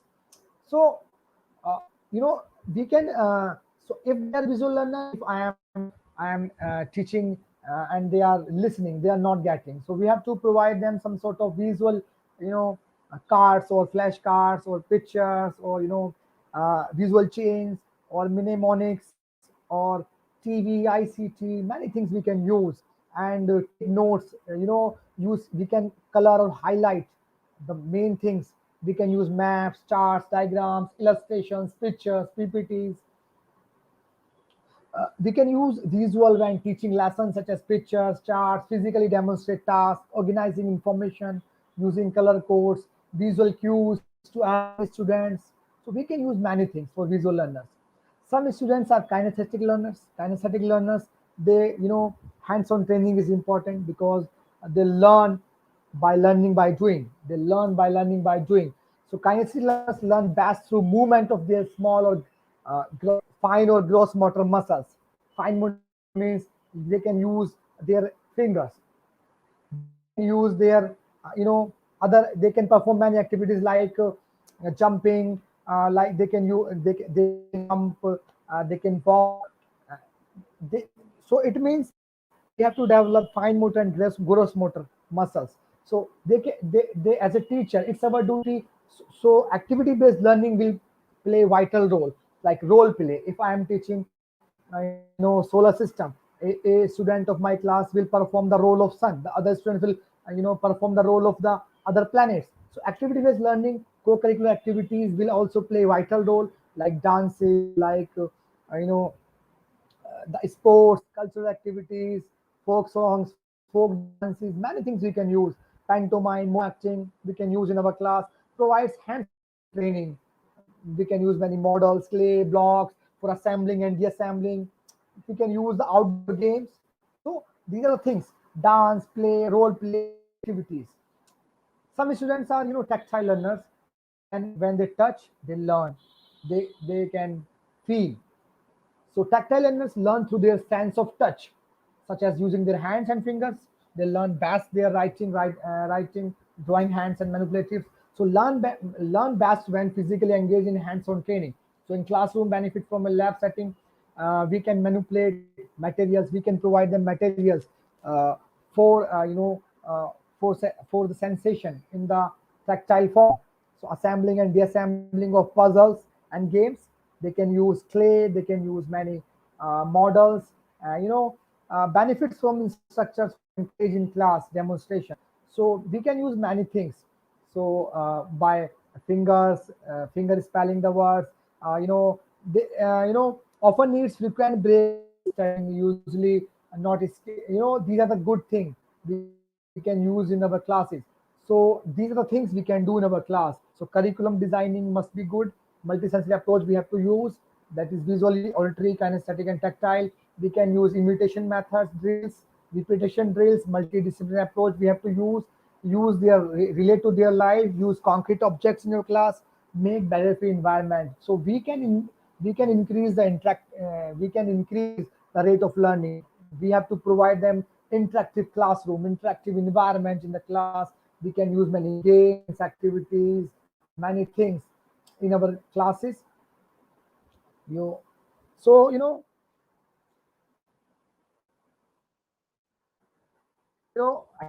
we can use many accommodations in our class. We can if the students are my students have low vision, they have low vision problem. So sitting arrangement must be according to their need, because if they are not able to if I am teaching and they are listening, so they are not able to learn. So I have to make some changes. I have to provide them the auditory form. So if I am teaching my students with lecture method, they are not learning. So I have to change I have to change my teaching style. I have to use any other method for the project method or the problem solving method. So this is the accommodation. uh, we have to provide large text print, or we can give extra time to them. We can many things in our class. We can change many methods, many techniques. So accommodations, we can give many accommodations. We can change many things, and according to our students, we have to use many modifications, because every individual is different. So every individual, I have to give different kind of work, different kind of assignment, different kind of homework.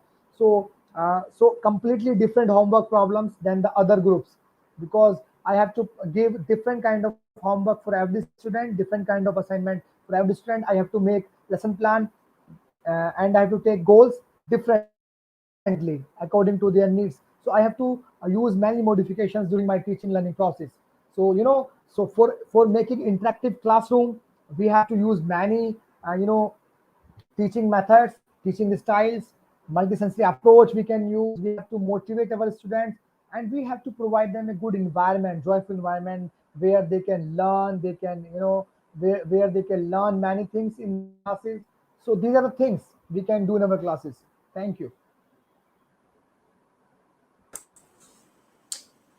Very well. I'm so impressed, and that is very informative. I believe that all the participants are Thank you, ma'am. also gaining vast knowledge about your presentation, and they are very useful, Thank you. especially to It's my parents pleasure. and to teachers.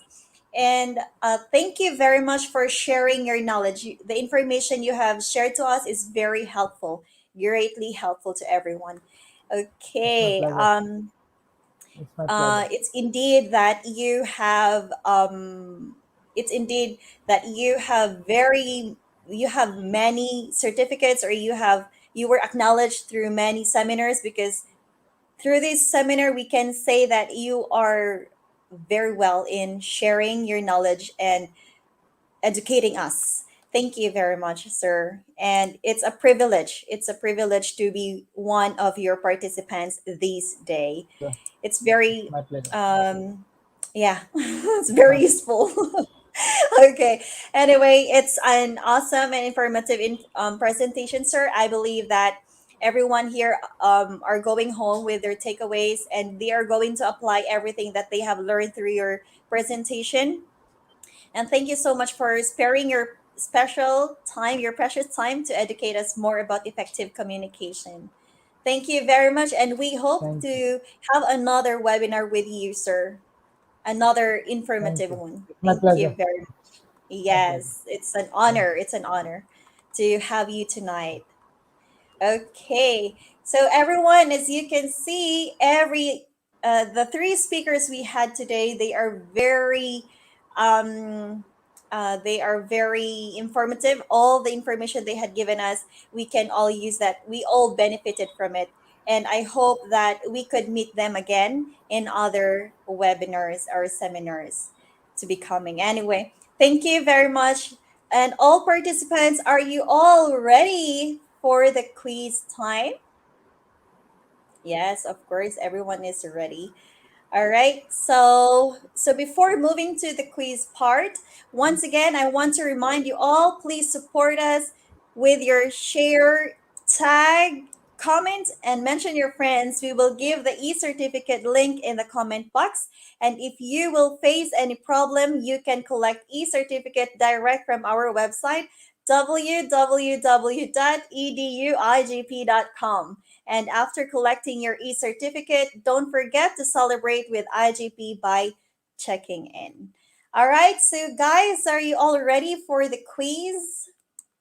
I guess everyone is ready. Okay. Yes, indeed, they are all excellent speakers. All right,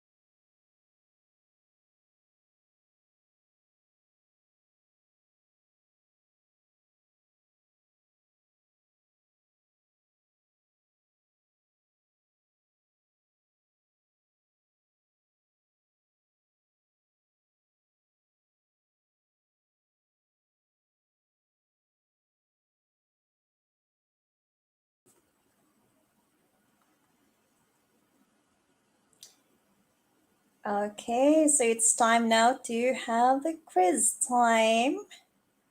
Join at slido.com with the password IGPQUIZ.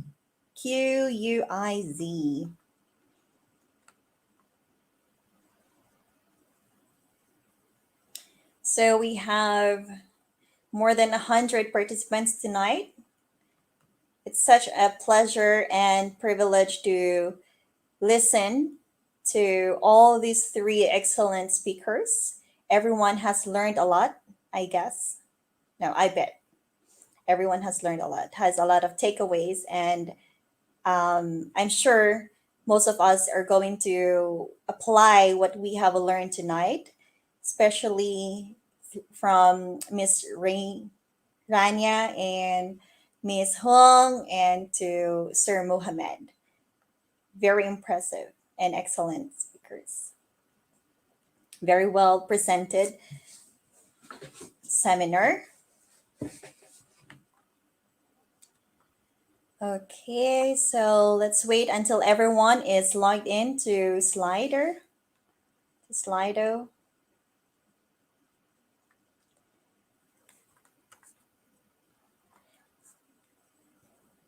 Okay, question number 1. Students have been given instructions, activities, and freely show their thoughts and evidence during practice. A, guided practice, or B, independent practice. Come on, 2 seconds left. Take on your answers.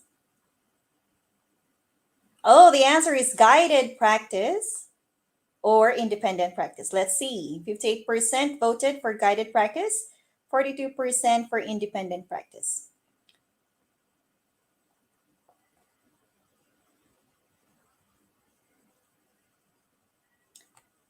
Okay. So most of you answered guided practice.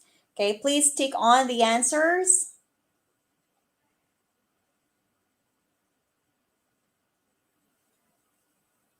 Okay.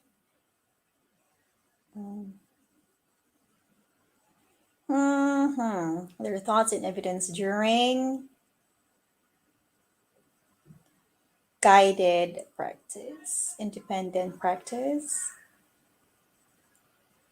Okay, most answers, I see it's letter A. Oh, what happened? Hello, guys. Welcome, Asia. Welcome, Philippines. Welcome, Vietnam. And to other nations over there watching us tonight. Okay, most of the answers are letter A. Is letter A, I should say. Sorry. Quite nervous.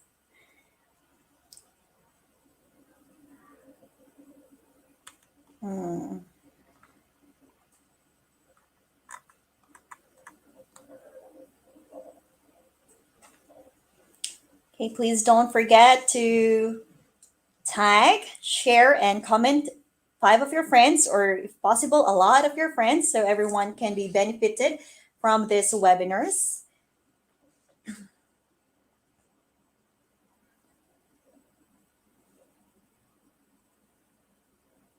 Oh, on October 3, there is seminar, Acing the New Normal Education, Disaster Preparedness and Climate Change Adaptation. October 4, there's Authentic Assessment in Teaching and Learning, Part 2. October 5, Competency-Based Teaching. Okay, let's get back to the quiz. Okay, question number 3. Group work or pair work helps improve communication in class. Group work or pair work helps improve communication in class. Is it true or false? Tick in your answers. Okay. Oh, some chose true.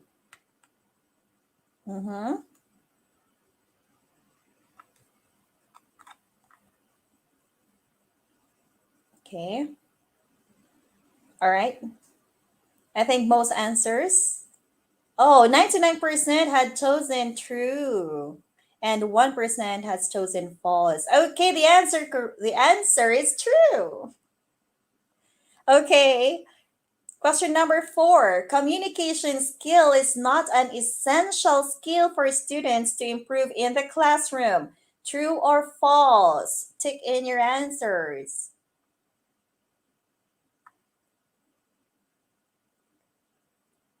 Communication skill is not an essential skill for students to improve in the classroom. True or false? What is your answer? Let's see in the comment box. Okay, some chose false, some chose true. What is the answer? Oh, the answer is false. Okay. Teachers need to define clear objectives carefully to make a successful lesson. Is it true or false? Teacher need to define clear objectives carefully to make a successful lesson. Okay. Oh, okay. Question number 5. Teachers need to define clear objectives carefully to make a successful lesson. Is it true or false?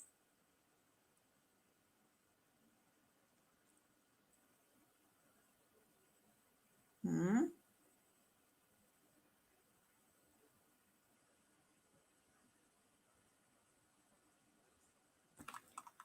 Okay, some of you chose A or true. Okay, 17 seconds. Okay, 10, 9. Okay, most of you chose true. Okay, let's see. Hello, ma'am, Okay. Michelle. Oh, Hello. yes. Can you hear me, Hello? ma'am?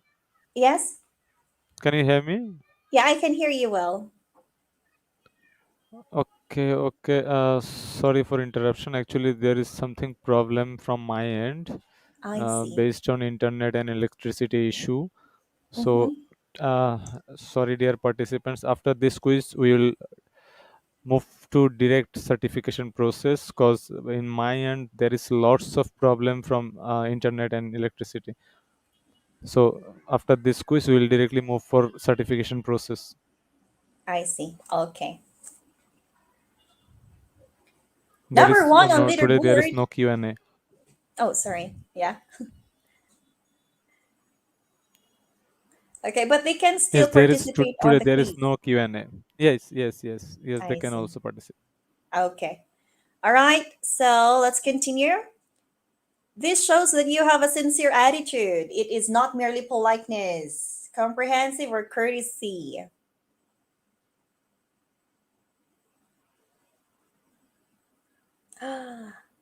Oh.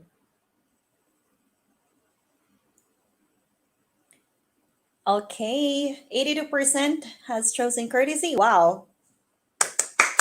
Great. Okay. Leaderboard. Oh, Dennis Ginto. Dennis Ginto, I think it's from the Philippines. Okay. Oh, it's the same question. Feruz Akbarov, number 2 in leaderboard.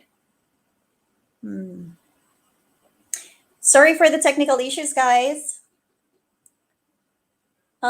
Communication and body language are essential in communication except from verbal. Is it non-verbal or comprehensive? Tick in your answers. What is the answer? Let's see.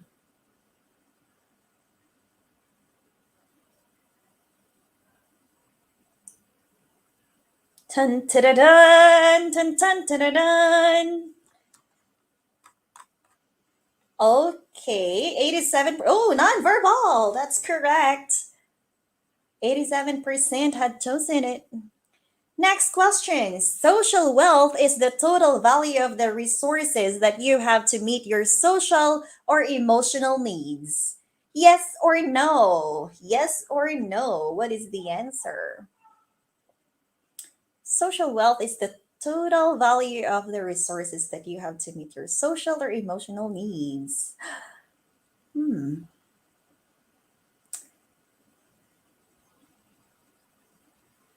Da-da-da-da-dun, dun, dun, dun, dun, dun, dun. Okay. 85% of you chose yes. Oh, the answer is yes. Good job, 85%. Who are you? Congratulations for choosing yes. Okay, next question.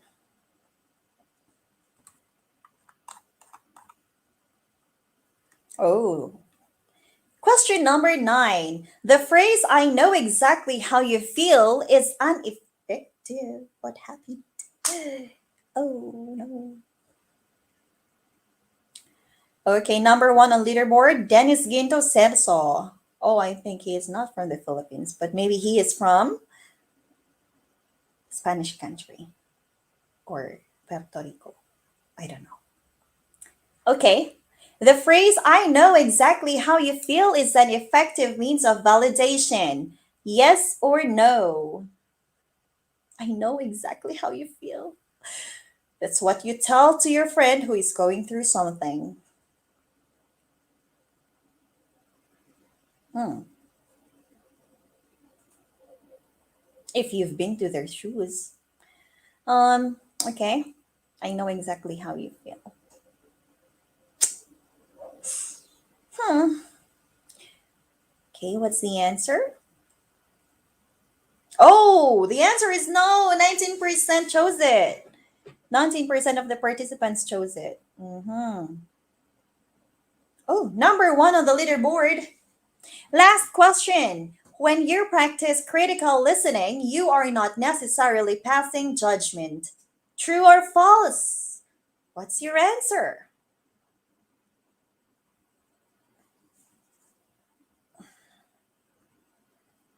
Why do I always tilt my head? Oh, something's wrong.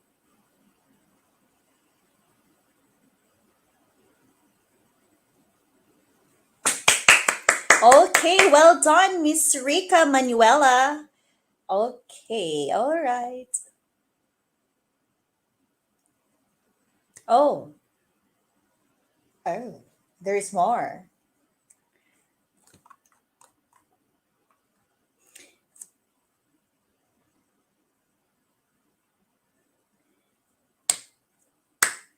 Okay, choose the answer.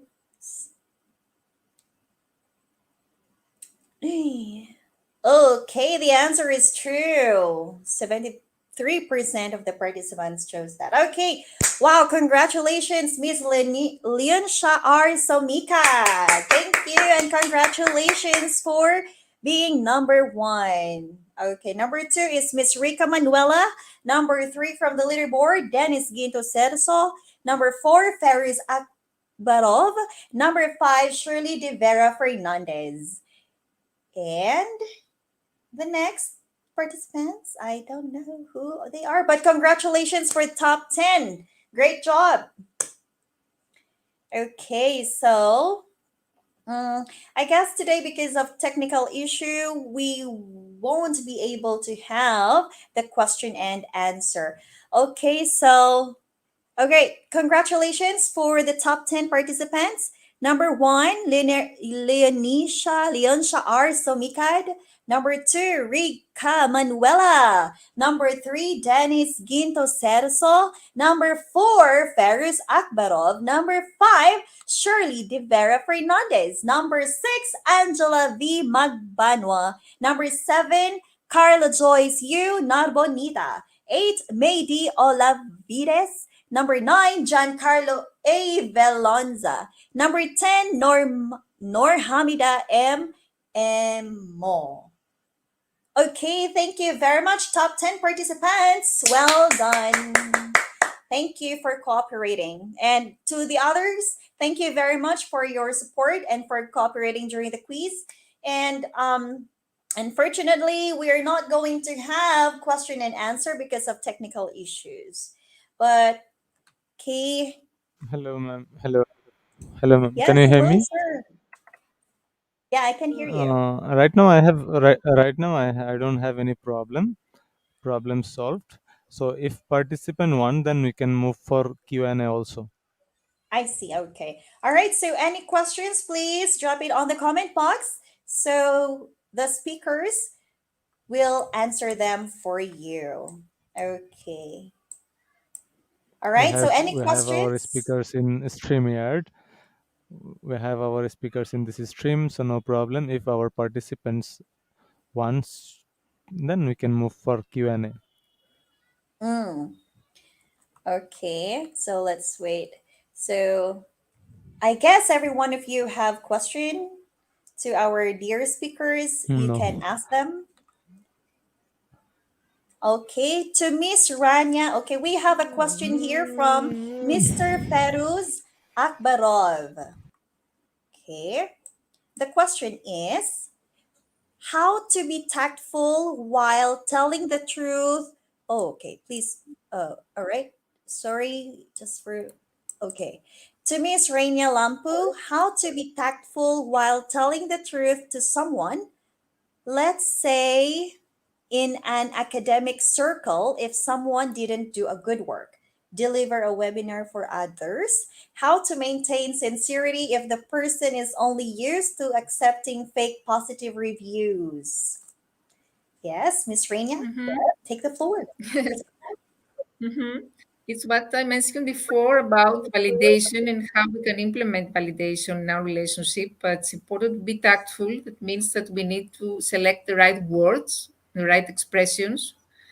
For instance, you can tell them, "You did a wonderful work, nice job, really. I think that you have a bright future ahead of you." Something like that. I mean, they don't need to focus on the negative side. Just encourage him for what he has done so far and for his effort, reward him for his effort so far, and not to, don't even mention about the negative part. This is my opinion. And of course, the point of the point of emotions is very important, and the nonverbal part. But here is most important is the words, the expressions that you will select. How you can tell this.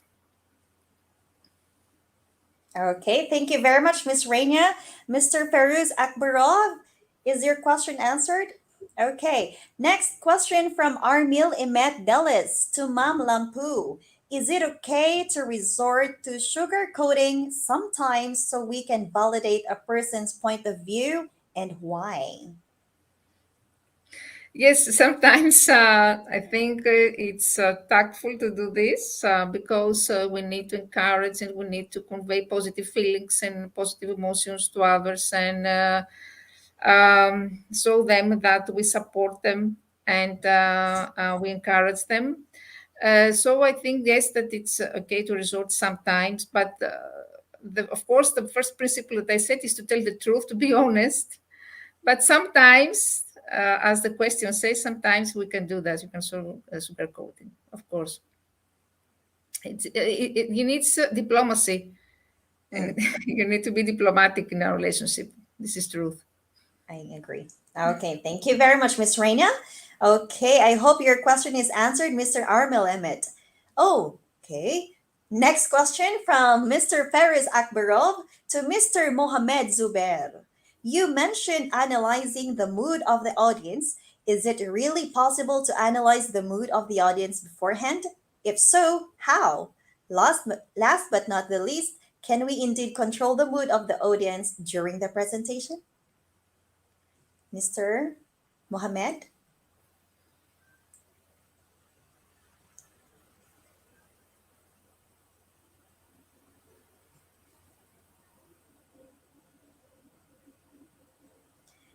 Okay, we cannot hear you, Mr. Mohammed. I'm sorry. We can't hear your voice. Okay, I think there's a bit technical issue in his end. Okay. Can you hear me, sir?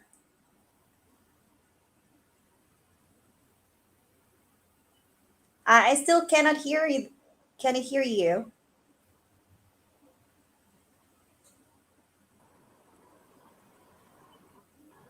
Hello, Okay. Yeah, we can hear you now. hello. Okay, we can hear.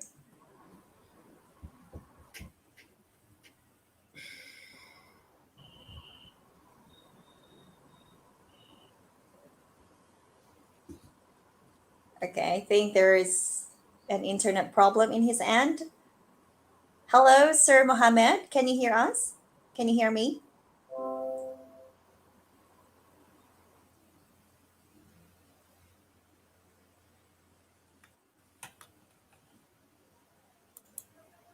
Okay, we have another question from Mr. Jason Albano Perez to all the speakers.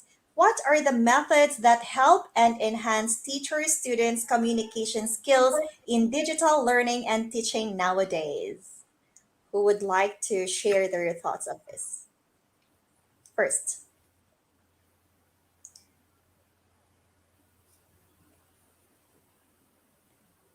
Okay, I think Miss Hung, could you share your answer? Yeah. Can you hear me? Yes. Yes. I think now there are many useful website for interactive communication skill in digital learning or online learning. However, I find two I find some useful websites. First, LiveWorksys. Second, Magnet, and yeah, and third website is quizzes.com. They are most useful websites I often use when I teach online. And I think that all of us try to communicate students personally and try to understand their interests and try to talk to them and I ask their friends and I think that still because of COVID-19, so many ways of teaching had changed.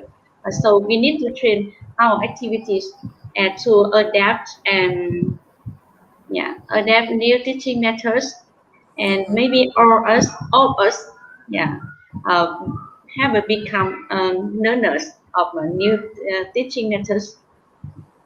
Okay, thank you. What about Sir Now, Mohammed? am I audible? Am I audible now? Okay. Yeah, I we can will. hear you now. I will reply first the previous question. Audience analysis is the process of identifying your audience. As a teacher, we know I am teaching at the primary level or at the university level. So my analysis is that if I am teaching in front of my students, audience expectations about the occasion of the speech or the topic or the personality of the speaker matters, because audience knowledge means you have to know about your kids, because diversity in the class, audience attitude or approach towards the topic, because why, analyzing different type of audience will lead you to crucial insights that can help you in creating a positive environment in the class. For example, if you know each and every individual perfectly, which kind of performances they are giving in their academic and non-academic areas, in which area you have to work on, so that you can analyze the situational analysis or the multicultural analysis, diversity in the class. That's all. The previous question. And the next question is, to all the speakers, what are the methods that help the enhance teacher student communication skills in digital learning? Because during the pandemic, digital learning played a vital role. So we can we can utilize social media. Social media is one of the best opportunities for effective communication in the digital world, and is often regarded as the best way to build up. We can use many apps nowadays like Zoom or the Microsoft Team or the Google Meet or the StreamYard. Many things are there. So take advantage of texting when you use the correct way. Phone calls or web conferencing we can use in our teaching learning process. So stay in touch. Communication is important regardless of how it is done. Instead of letting your increasingly digital world hold you back from engaging with the people you need to reach, so let it be an advantage. So everything have positives and negatives. Similarly in technology as well. So we can interact, we can enhance the skills of communication with our students. For example, we can motivate their parents, we can motivate their colleagues for teaching learning process. We can make good teaching learning process. Yeah. Thank you. Oh, okay, thank you very much, Mr. Mohammed. And what about Miss Raina? What can you share about this? I would say that during the COVID pandemic, I wrote an article in an international magazine about this topic. It was actually was very impactful. It had 1 million readers. And it's actually a guide to educators about how to cope with these problems of the COVID pandemic, the new digital landscape based on the principles of neuroeducation and neuroscience. And what are these principles? First of all, that we need to create positive emotions. That why? Because emotion is related to thoughts. Everything we learn is influenced and is shaped by emotion. So we need to give a strong emotional stimuli to our students in order to motivate them, to encourage them to express their feelings, for instance, about the COVID pandemic and experiences. Another important thing is to make learning pleasant. Very, very important, because learning is influenced by challenges, and it's reinforced by challenges and is supported by threat and fear. So we need to design a digital material that is emotionally satisfying, that is challenging, that is motivating, because we all know that students with the remote learning, majority are bored. So it's up to us to design motivating material. And about social skills, we're talking about social distancing. But this social distancing is only physical. It shouldn't lead to isolation.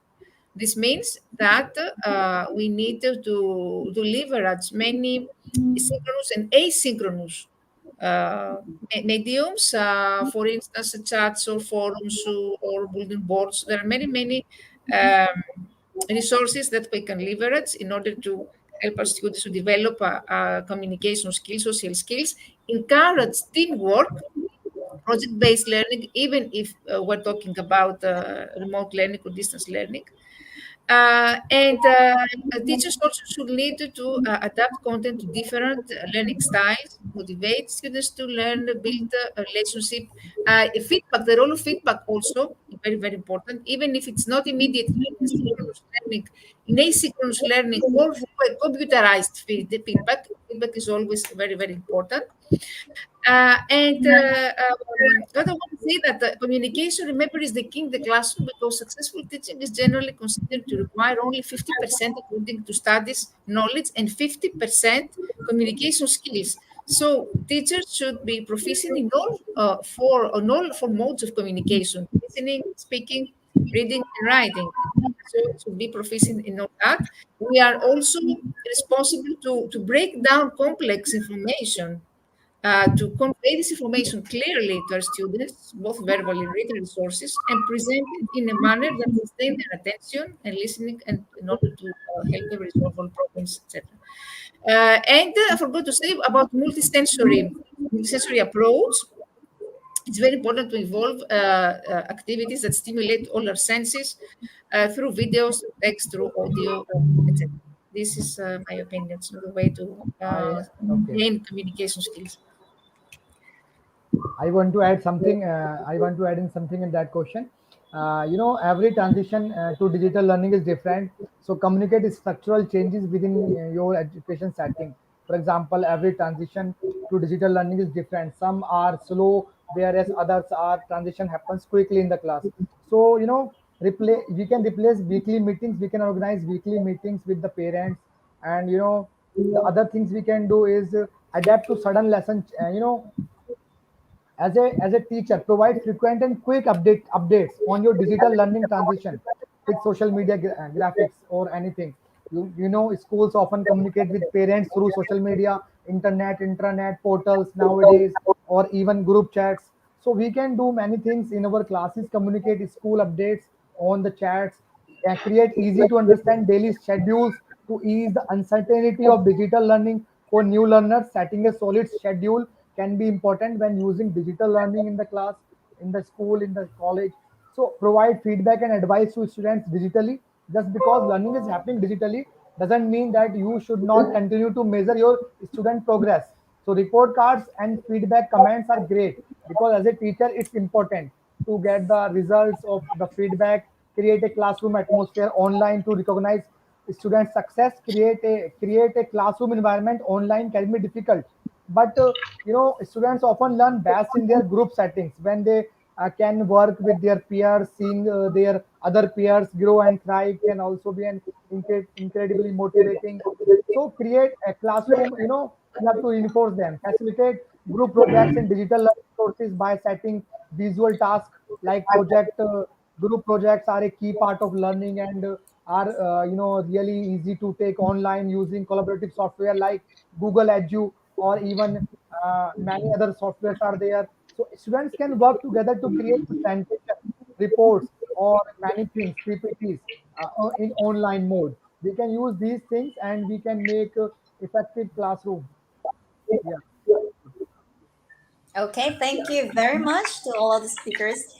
Okay, next question from Miss Rosebella Malo to Ma'am Reina. In validation in terms of feeling, do you believe that action speaks louder than words?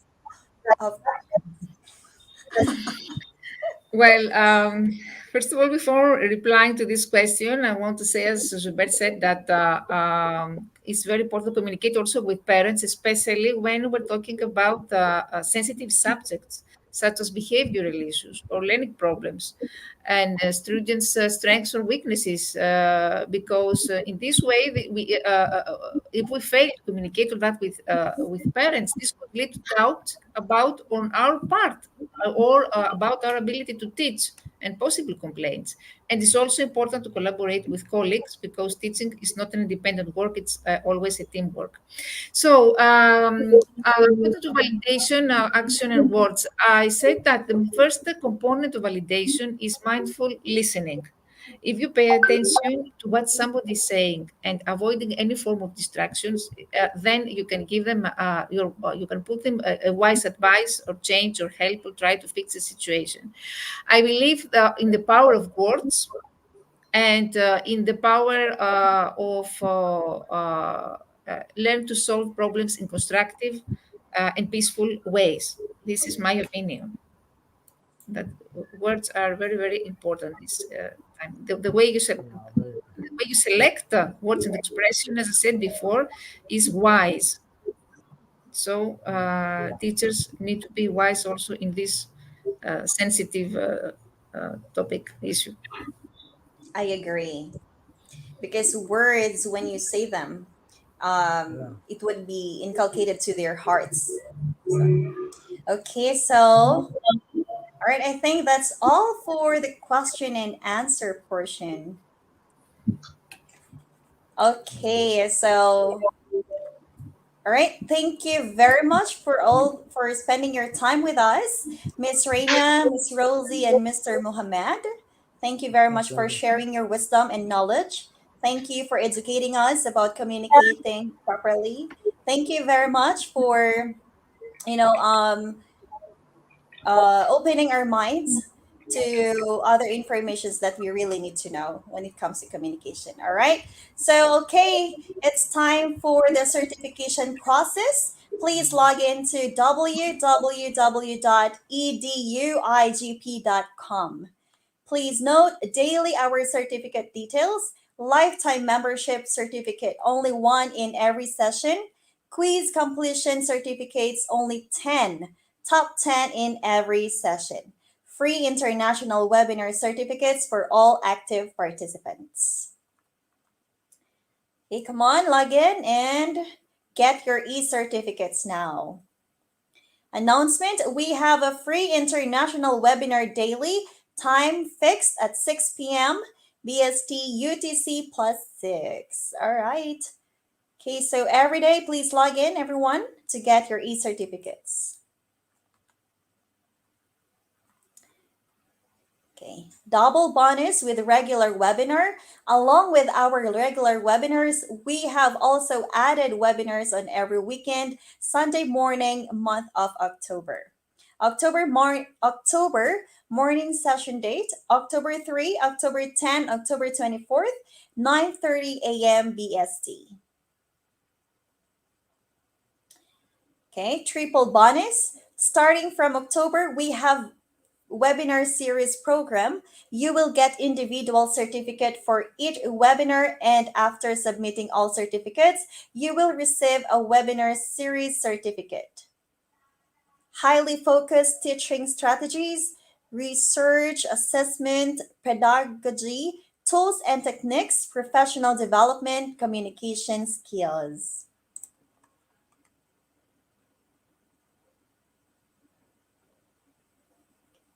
Our first webinar series program, 5 parts webinar series. Topic, authentic assessment in teaching and learning. Part 1, October 1st. Part 2, October 4th. Part 3, October 7th. Part 4, October 10th. And Part 5, October 26th.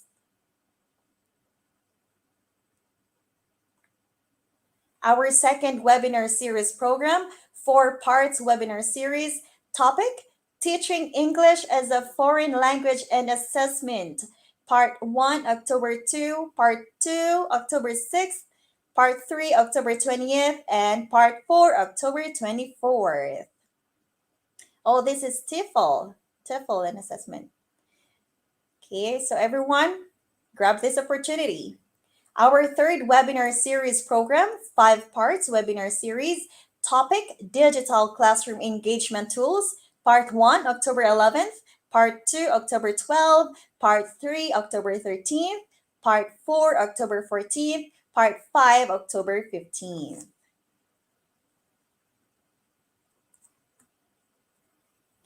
Okay, certification process step by step. Step 1, September 29th, today's program's name, Communication Skills in Teaching and Learning Process.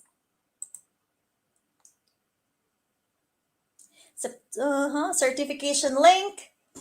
Okay, https eduigp.com courses, Communication Skills in Teaching Learning Process. Certification link now available in comment box and pinned comment. Certification link will be available always in this program post, Facebook page, Facebook group, YouTube description. So check all these sites.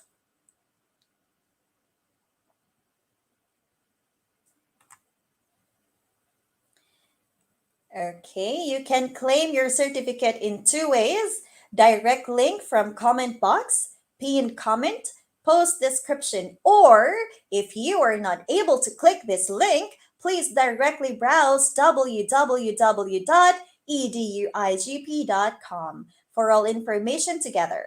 Find today's program, then the process are the same.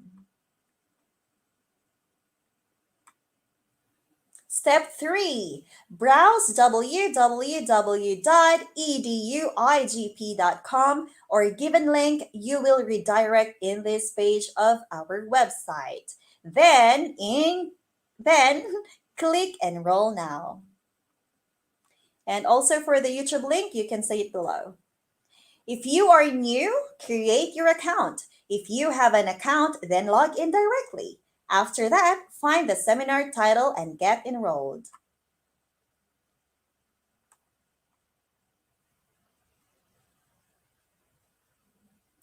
Okay, so step 4. Okay, please note of today's program. It's Communication Skills in Teaching and Learning Process. Code IGP 8811. Without code,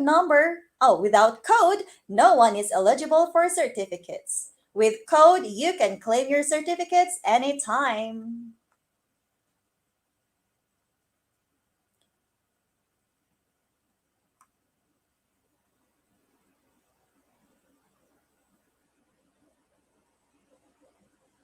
Step 5. With code, click Get Your Certificate. Certificate code required IGP 8811. Communication Skills in Teaching and Learning Process.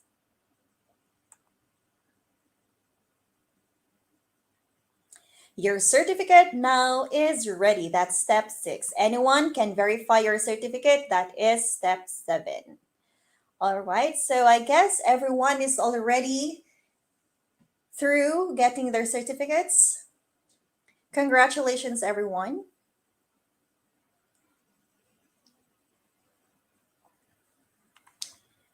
Okay. Our free international webinar certificate is auto-downloadable in PDF file. You don't need to download it manually, so check your device file manager. Sometimes it looks uncompleted, which is for your mobile screen size. In PDF file, everything's perfect.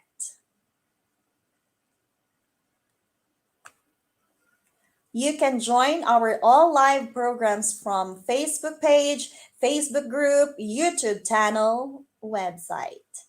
If anyone missed any program due to some unavoidable issues, still you can attend previous webinar with verified certificate. Dear participants, if any problem raised to claim your certificate or any other issues, please don't hesitate to contact us. Message us, call us. Our core team members are always ready in comment section to support you to find solutions. Team Customer Service Representative, FB page, Miss Charisse Abejo Cabiruz and Miss Janet Cablao. Cherilyn Yamaguchi, Jonas Malingin, Alonso Warren Carriaga. Oh, I think they're all from the Philippines. YouTube channel, Kelvin Lenatok, Joel Danoog, Jeffrey Sayag. For the next webinar on September 30, that is tomorrow, the topic is about healthy living equals successful living. We have 3 speakers, Miss Mary Rose Del Rio from the Philippines, Mi G. Chaparro Traverso from United States, and Miss Maris Del Rio from the Philippines. Oh, they are sisters, I guess.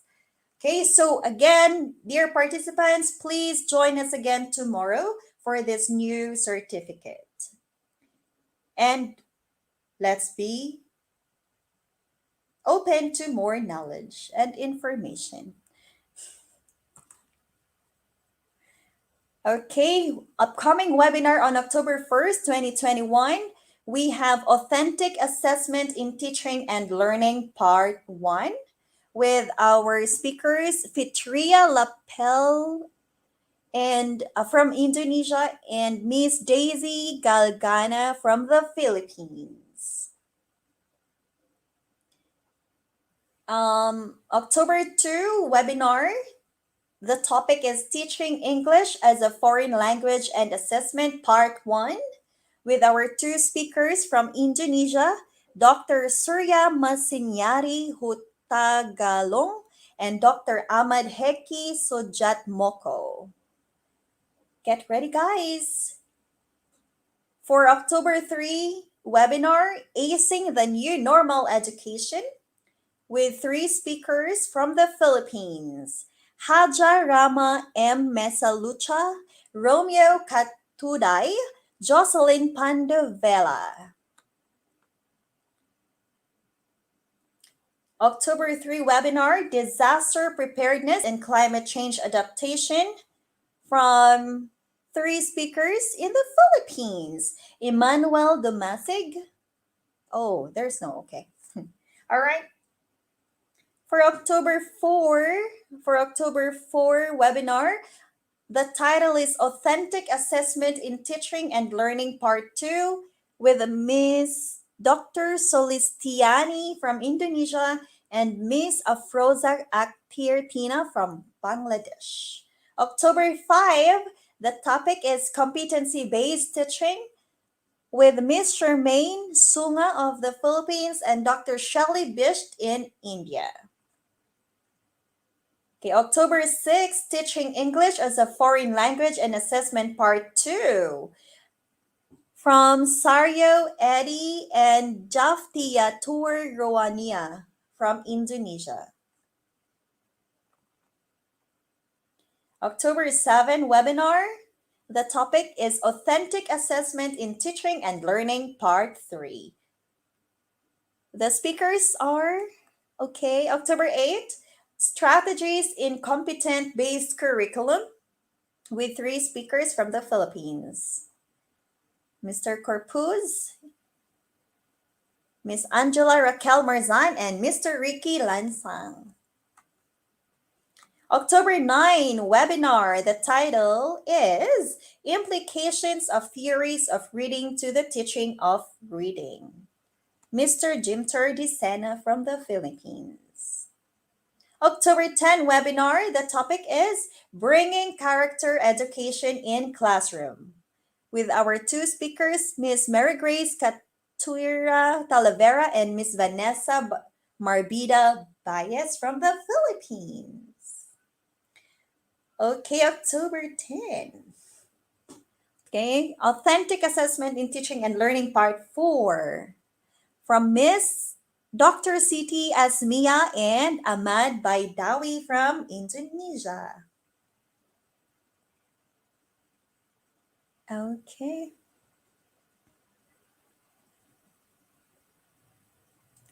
Okay, so again, for today's seminar, September 29th, Communication Skills in Teaching and Learning Process, please type in the code IGP8811. Without code, no one is eligible for certificates. With code, you can claim your certificates anytime.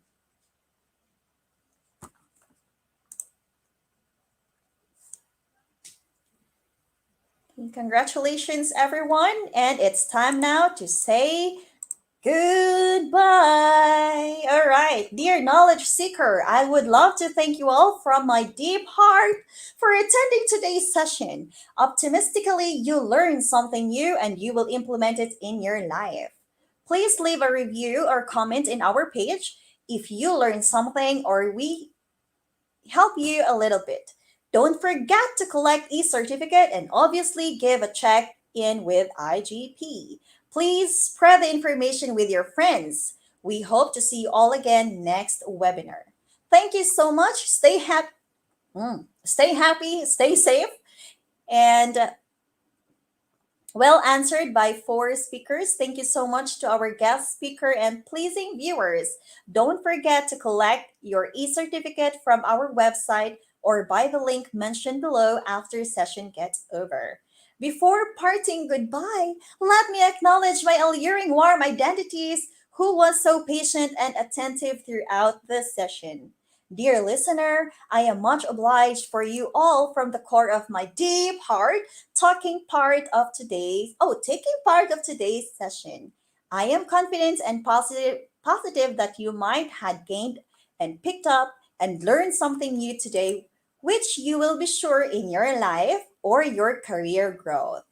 My worthy viewers, I would now request you all please leave a review of today's session and also recommend in our page if you learned something from us and we were a little help to you all today, and also to request to beautiful onlooker to spread the information to your friends, relatives, and to your community.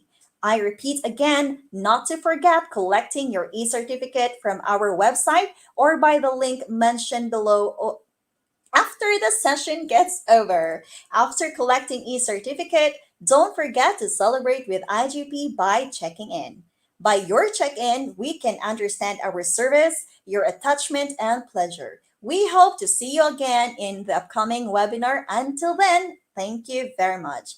Brave the pandemic with smile, sunshine, warm positivity. Stay happy, stay safe. I am your host, Michelle Tuan, signing off. Goodbye, everyone, and I hope you enjoyed the seminar today. Bye, and have a good night.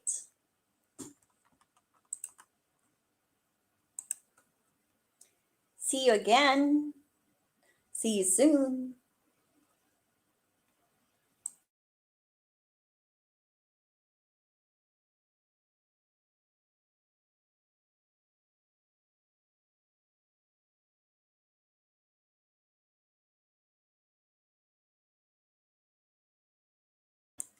Goodbye. I hate to see you go, but have a good time.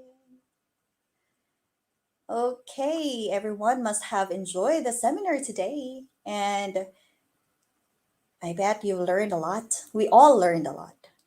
We have a lot of takeaways, and sitting and listening for almost 2 or 3 hours is a privilege, especially to these three magnificent speakers.